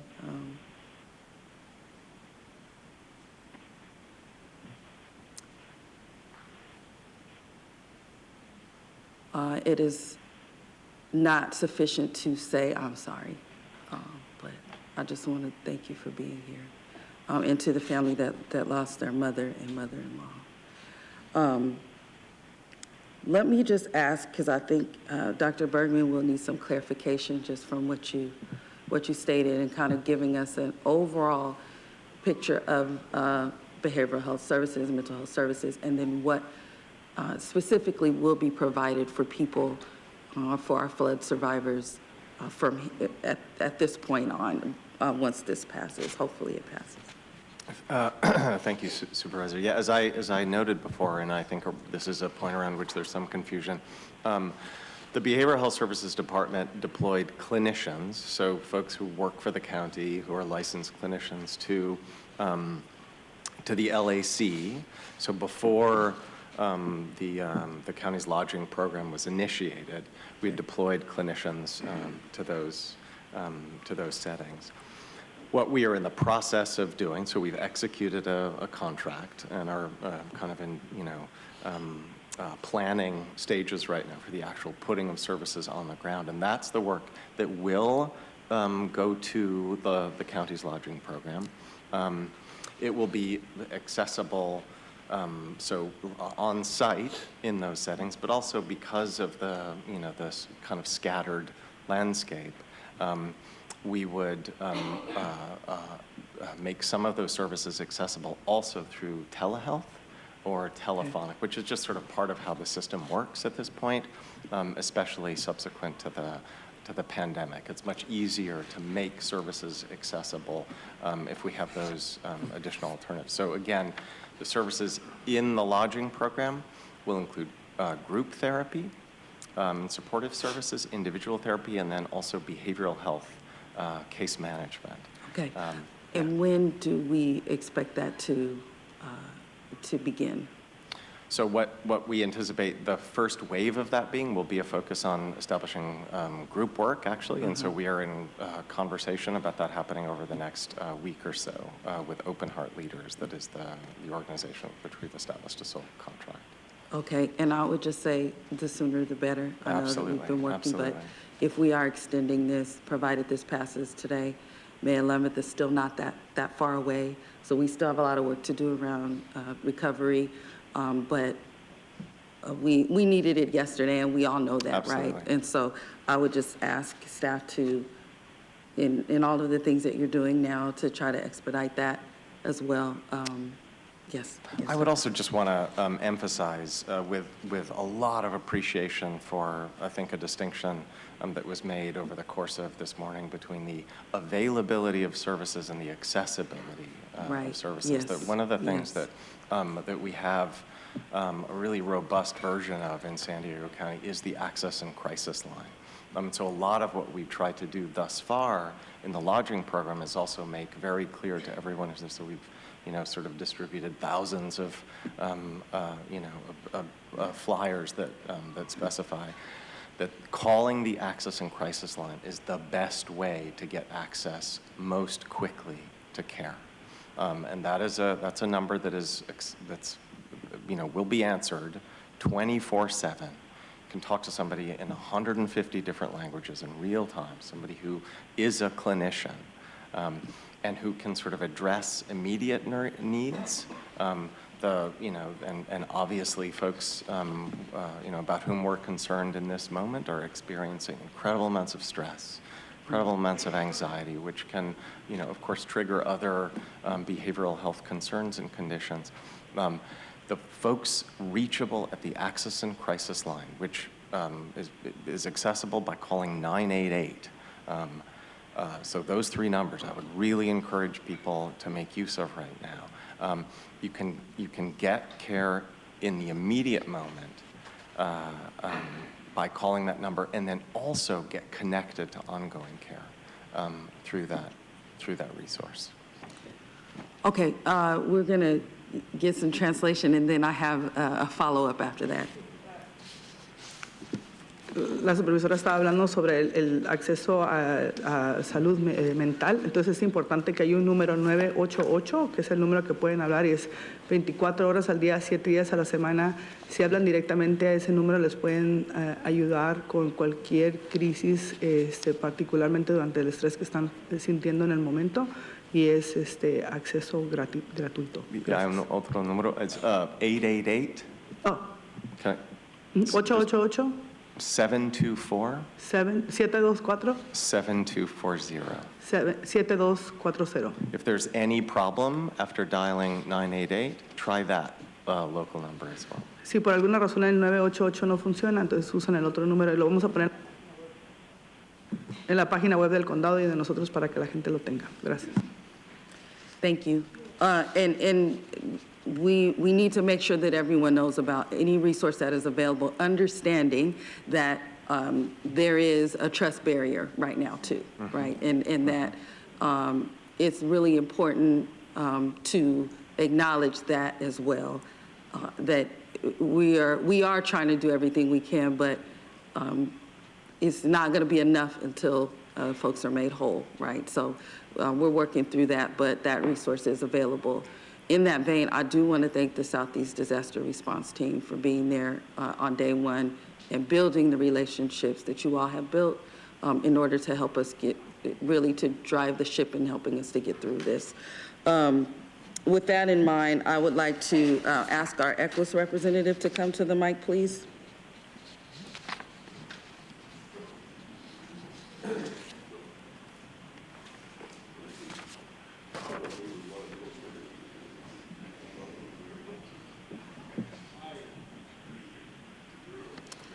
Thank you for being here. If you, I guess you can introduce yourself so that everyone knows who you are. My name is Mark Douglas, President and CEO of ECWIS Workforce Solutions. Okay, and thank you, Mark, for meeting with us yesterday as well. I wanted to ask you, you've been in the room, you have heard the feedback. I wanted to ask you, based on your visit here, what you have observed and also how you plan to address the complaints. Madam Chair, Supervisors, I want to apologize. The weight of all of the pain that I heard today, I sit with that and I own it. To the community behind me, I've heard you, and I am sorry. I met with you yesterday. I promised to put people in the hotels to make sure that services are provided. I promised you, Madam Chair, to make sure that people were not evicted. Our data shows that they're not. That doesn't mean that that lady's lived experience wasn't different, and if it was, we will make it right. I stand with the county partners. I stand with the community. I will do whatever we can, and if the decision is to partner with more community-based organizations, I fully support that. I'm at the beck and call for the county as well as you. My staff stands behind me. They've worked with what they have, and that wasn't good enough, but we will make it right. Thank you for that. There are different definitions of partner, as we understand that. So what does that look like for you? We have heard there are a lot of people doing real work for folks. So when you say partner, what do you mean? I would ask that if it's possible to make a motion to amend my contract to make sure that the ability for me to subcontract so that you don't have to re-procure. I don't know what the rules are specifically in the county, but to make sure that there's no restriction on the vehicle, to make sure that if that's the decision by the county, we can do that simply. Okay. I would turn to staff now and ask if that needs to be a part of the action, or can we direct staff to work with ECWIS, and I will just say the Southeast Disaster Response Team, to make sure that amendment occurs? Thank you, Supervisor Montgomery Stepp. We will work with County Council, and I see Jack is here as well. Mark, thank you very much for your openness, and this has been a heavy day for all of us to really hear from the community on how we can incorporate our community partners into that contract. So thank you, and we will do that as quickly as possible. Jack, is there anything else that you wanted to share, or is that enough direction for our purposes? Okay.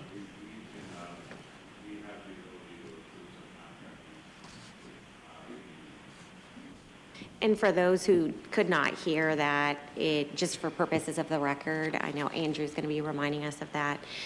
We do have enough sufficient authority to be able to look at subcontracting. So thank you, Mark. I will work with county staff as needed. Okay, thank you very much, Mark. Again, everybody in the community, San Diego County, we stand with you, and we'll do what we can to make this right. Thank you. Okay, thank you very much. Before I forget, I want to second the motion. I also I want to talk recovery. I want to ask that my office be updated on those conversations with regard to subcontracting and what that looks like for our community members that and community-based organizations that have been on the ground. and really started operating out of the Jackie Robinson YMCA for many of the community members that we see here today. As we move forward, we do need to, and this could be a part of the subcontracting, but figure out volunteer coordination as well. There are a lot of people that want to help, that have expertise to help build. We may not be able to directly do that as a county, but certainly I think that we can get very, very close to making people whole, especially when it comes to their structures, their homes, so that they can go back home. I want to get a little bit more detail with regard to our relationship with VOAD. I know that I have heard that they take over, you know, the recovery plan, and I will just say, in being in some of the meetings that I've been in, particularly one last Wednesday, I know that this VOAD is an effort that goes across the nation, and appreciate that. Little concerned that, you know, without question, and I know it wasn't us, the county, but it was the federal government, without question, they do receive funding for recovery efforts when we've, you know, got a lot of people here locally that are also engaged in that work. But I want to know, what is our relationship with VOAD as we move forward in the recovery process? Sure, Supervisor. VOAD throughout the state and the nation, as you mentioned, has the structure built for the long-term volunteer coordination. There's dozens of groups that are a part of it, but every disaster is different and every community is different. So I think it's key that the organizations that have been on the ground embed with that structure for the long term. There will be a long-term recovery group formed. And so as many local representatives who know house to house where the needs are can partner with VOAD, be a part of those daily or weekly meetings, because it's going to take a whole community. It's not just government. It's NGOs, faith-based organizations for the long term. You know, recovery is long and it's daunting. So it's just important, private industry, donations, philanthropy, and everybody working together for the long haul. Okay. Okay, so that will be another thing. Is there, I guess I'm asking, is there a formal structure for VOAD to update the county on the efforts? We'll be a part of it. Okay. Yes. Mm-hmm. Okay, and so can those updates also come to the supervisors? Absolutely. Okay, okay, thank you very much.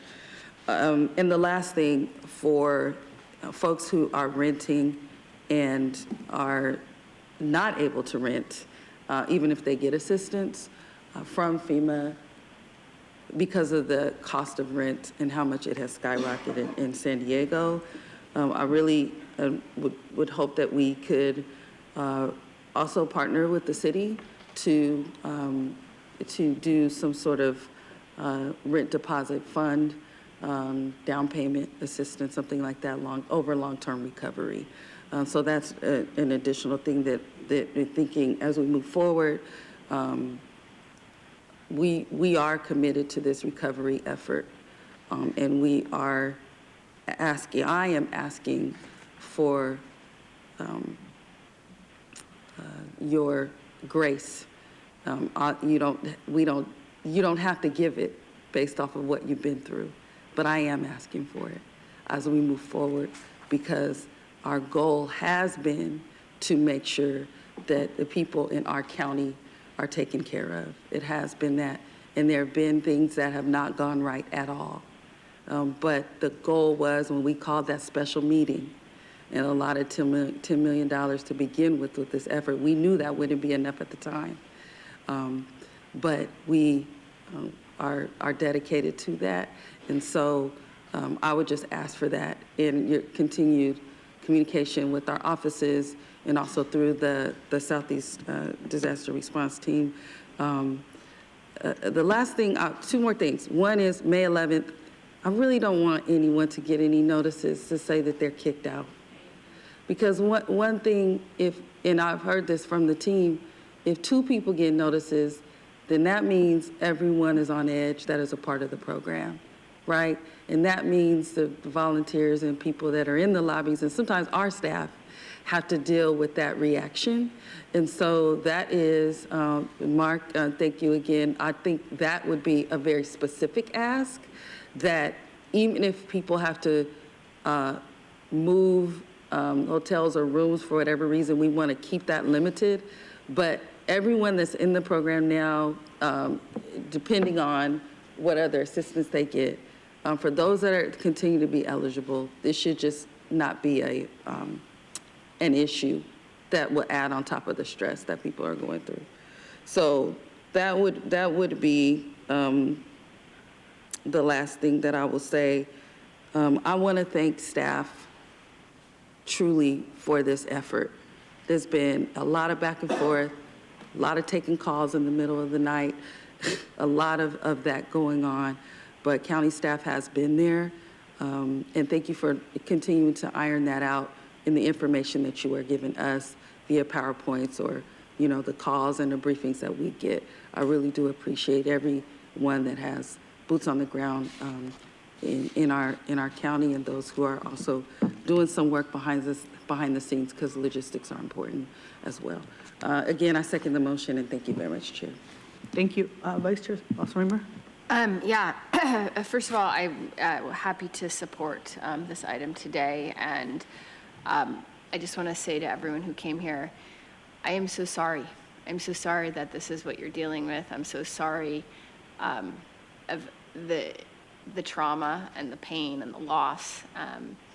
Yeah, your stories are really, really sad and heartbreaking, and I think it's shameful, honestly, that in addition to having first been kind of an unfair victim of a natural disaster that itself was a result of decades of neglect and underinvestment in your communities, that then when you came to get help, you didn't get the help that you had been promised and the help that you need.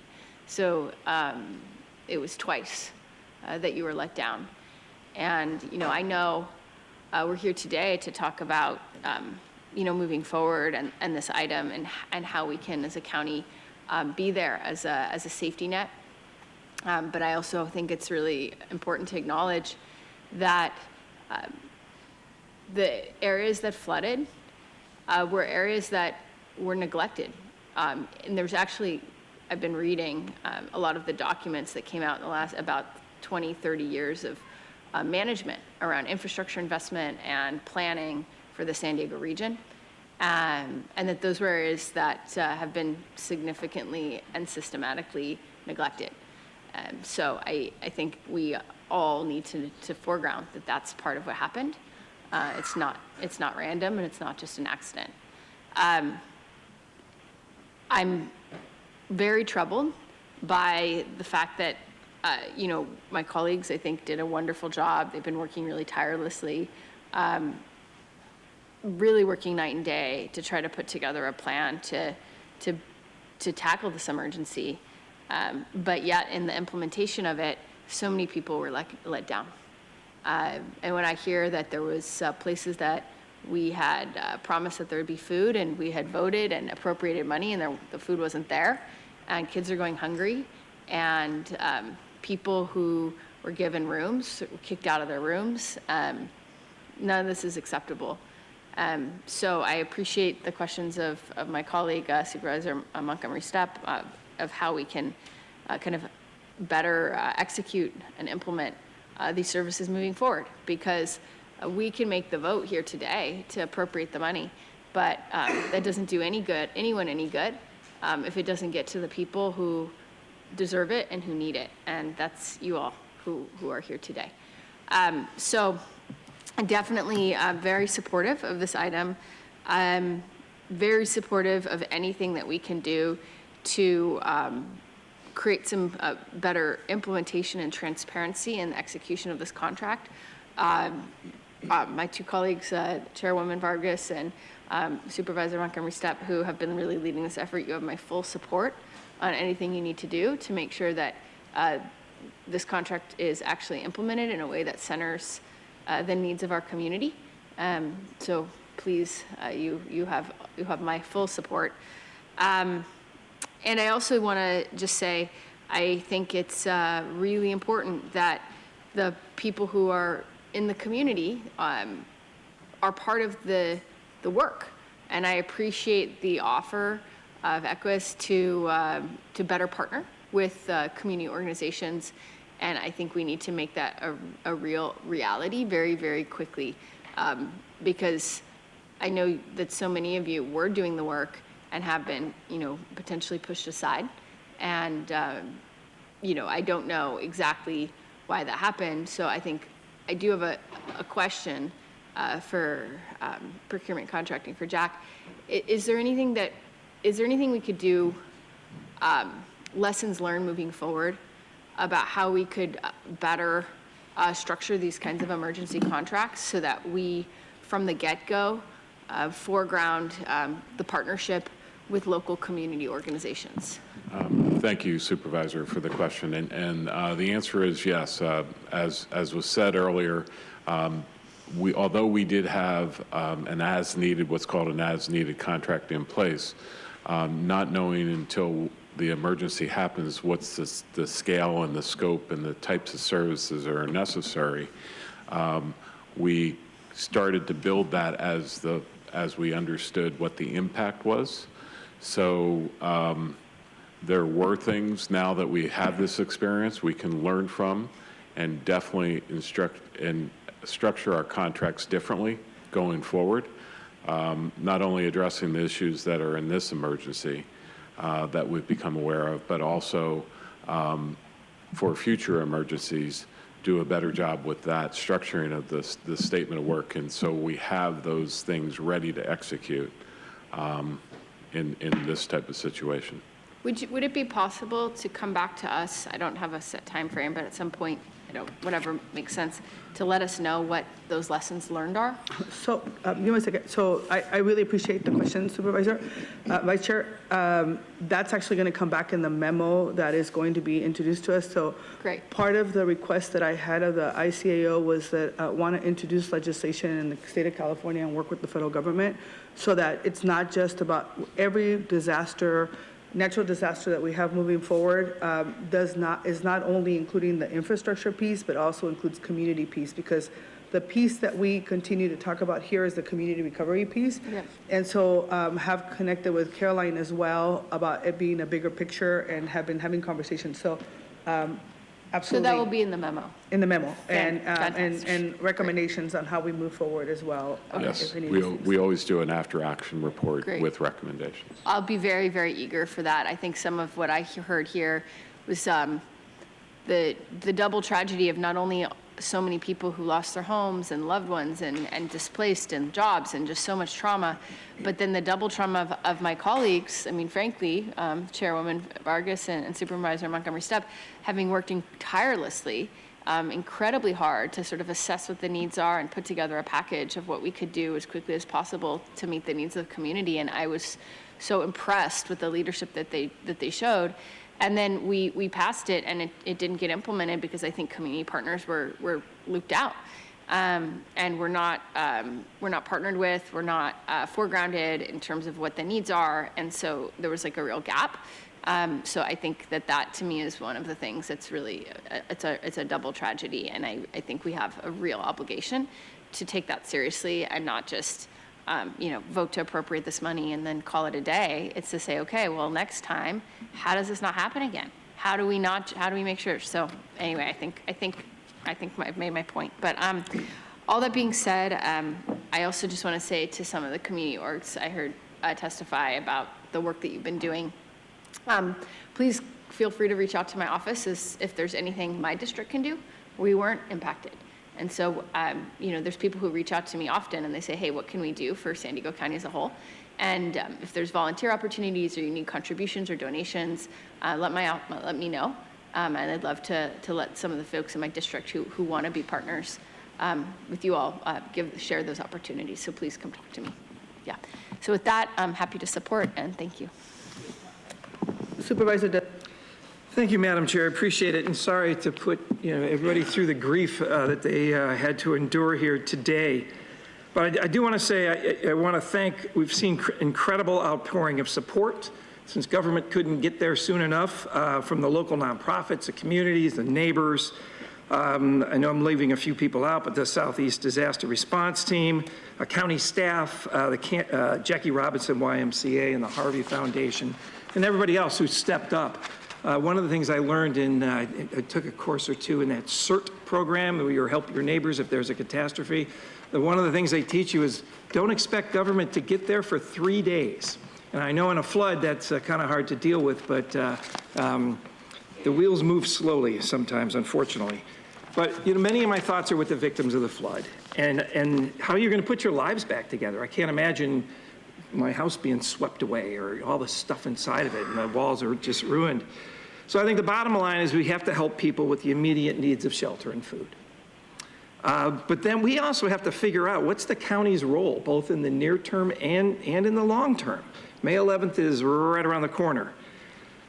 It's been widely reported that the floods in the city of San Diego, of which 2/3 of the people that we're proposing to house and feed, this was caused by improper maintenance and deferred maintenance by the city of San Diego. I was glad to hear the city representative come here and say, we need this help now. Now they realize they need help and should do something. And one of the speakers here even today said this was, a man-made catastrophe. And I think it could have been prevented. It might still have happened to some extent, but not as bad as it was. So where's the city in all of this? Other than sending us letters asking us to approve more money, they have their own emergency services departments. They have billions of dollars in their budget. Why aren't they also caring for people in their jurisdiction? They are putting $0 towards housing. They are putting $0 towards meals. And I'm all in favor of helping people out. But in fact, unfortunately, I feel like we're rewarding negligence and incompetence of another jurisdiction, and we shouldn't do that. If long-term housing is absolutely going to be an issue, I know it's going to take a lot longer to rebuild housing or rebuild structures than May 11th, but the city actually has their own housing department, and they should be transitioning people out of temporary shelters into more permanent housing, led by each jurisdiction. And there's several cities, not just City of San Diego, but they have the absolute most of the households. 633 households are being placed in the emergency transportation lodging. Closest comes to that is actually, the county of San Diego, which is much vaster and bigger landmass wise. We have 51. So there's still work to be done, but I think the city should be stepping up hugely in helping people get back into long-term housing. So in order to support this today, I'd like to add some information. We have an April report coming back concerning this. In that report, and hopefully, I don't know if this has to be a motion or part of the motion, but I'd like to see an accounting of everything the county has paid for and taken responsibility for versus what the cities have paid for, especially the city of San Diego. I want an accounting of what's being spent. And additionally, I'd also like to come back with a long-term plan. What are we going to do in May when the funds run out? Where are people going to live? What's our long-term plan as best as we can project it out there? And how are other jurisdictions possibly stepping up for paying for some of this effort? Finally, I'd like to actually, as part also of the report, for a plan of how we're going to replenish the general fund's reserves. We have a policy to replenish our reserves within 3 years, so I'd like to have a specific plan on how we're going to do that.